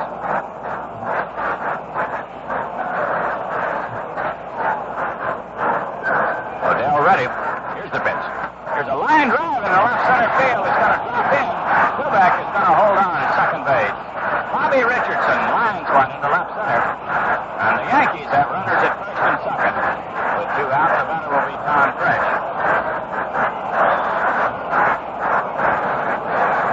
Fresh has had 1 hit today and 4 trips. Once again, Haller has moved out to the mound for a conference with Odell. Billy got the first 2 batters here in the ninth. He gave up a single to Kubek. And on a 3-2 pitch, Bobby Richardson lined one into left center.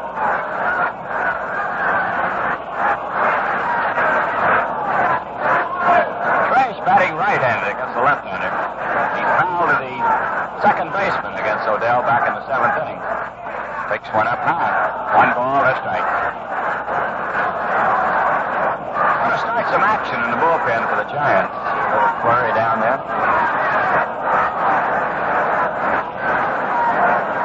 Billy checks the sign. Here's the 1-0 pitch. Strike. He got a fastball over around the left. 1-1 to Trash.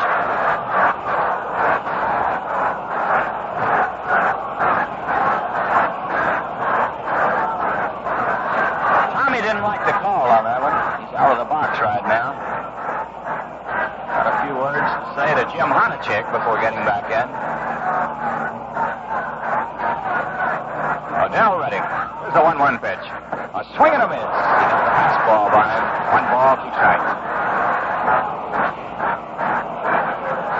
It's a 7-2 ball game. The Giants are leading the Yankees. We're in the bottom of the 9th inning. 2 on and 2 outs. 1 ball, 2 strikes to Trash. Odell taking a little time. Checks his runners. Here's the pitch. There's a drive into right center. This one's got to drop in for him.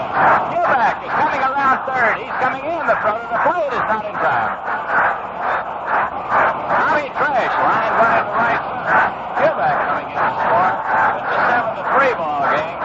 And the batter is Mickey Mantle. Alvin Dark has moved out of the dugout. He's on his way out to the mound. So far, he has given no indication as to whether he's going to make a pitching change or not.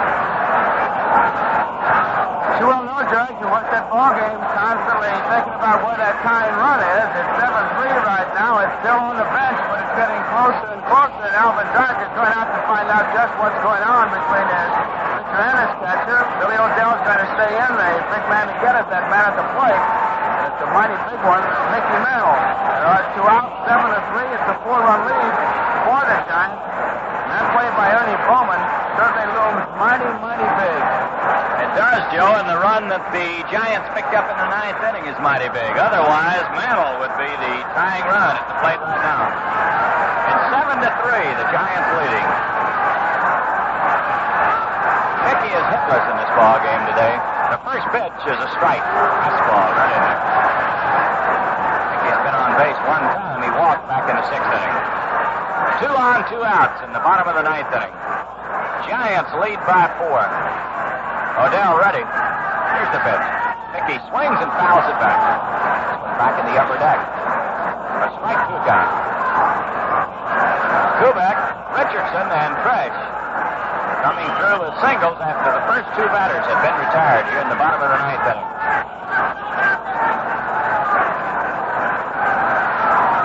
O'Dell looking in.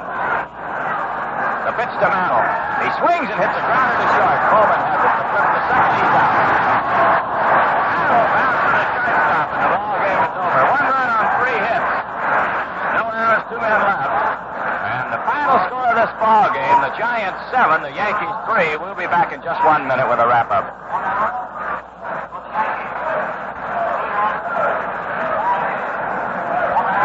7 runs, 9 hits, and 1 error. That's the line score. 3 runs, 9 hits, and 1 error for the Yankees. That's the line score for the losers.